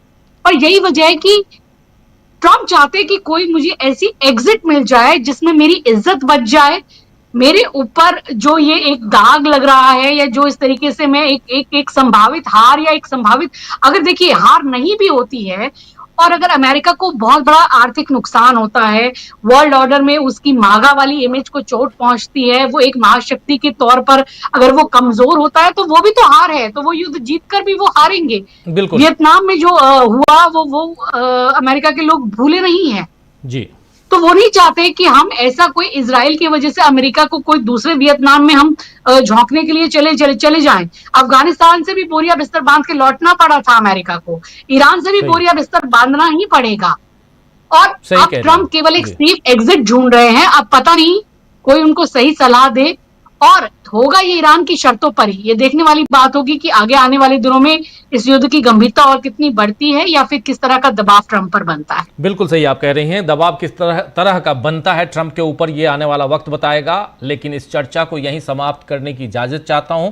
इस कार्यक्रम के ठीक बाद शानदार पॉडकास्ट आप देखिए बिल्कुल इसके साथ ही, और पॉडकास्ट अभिषेक मनु सिंघवी के साथ और प्रशांत टंडन जी और मैं, हम दोनों ने बहुत सारे सवाल पूछे हैं। और ईरान के अलावा आपको पता है कि इम्पीचमेंट के लिए नोटिस दे दिया गया है ज्ञानेश कुमार गुप्ता यानी सीईसी को, चीफ इलेक्शन कमिश्नर को। अब आगे की क्या प्रोसीडिंग है उस पर भी चर्चा बहुत कुछ उस पॉडकास्ट में, और क्या कुछ चल रहा है संसद के अंदर, और ओम बिरला साहब आखिर आगे क्या करने वाले हैं, पीछे क्या क्या हुआ उस पर भी। लेकिन भारत कहाँ है इस जंग में, इसको और इन तमाम बातों को बहुत ही विस्तार से बताया है, जानकारी दी है, चर्चा की है हमारे साथ अभिषेक सिंघवी साहब ने। तो इसके तुरंत बाद आप देखिए। और बहुत बहुत शुक्रिया अंशु जी, आपका बहुत शुक्रिया, मुकेश जी बहुत बहुत शुक्रिया, प्रशांत जी और बहुत बहुत शुक्रिया, अमलेंदु जी साथ में जुड़े थे, काजमी साहब सीधे उधर ईरान से, उनका भी शुक्रिया अदा करता हूं। और आप तमाम साथियों, आप सबका भी शुक्रिया। कमेंट नहीं ले रहा हूं, मयंक जी हमारे साथ हैं, पंकज जी हमारे साथ हैं, विवेक मिश्रा जी हमारे साथ हैं, और हीरो हमारे साथ बने हुए हैं, और आरपीपी भी हमारे साथ हैं, सुमित नरखेरे साहब। चर्चा को समाप्त करता हूं मैं इस कार्यक्रम को, और सीधे आपको लिए चलते हैं उधर पॉडकास्ट की दुनिया में, और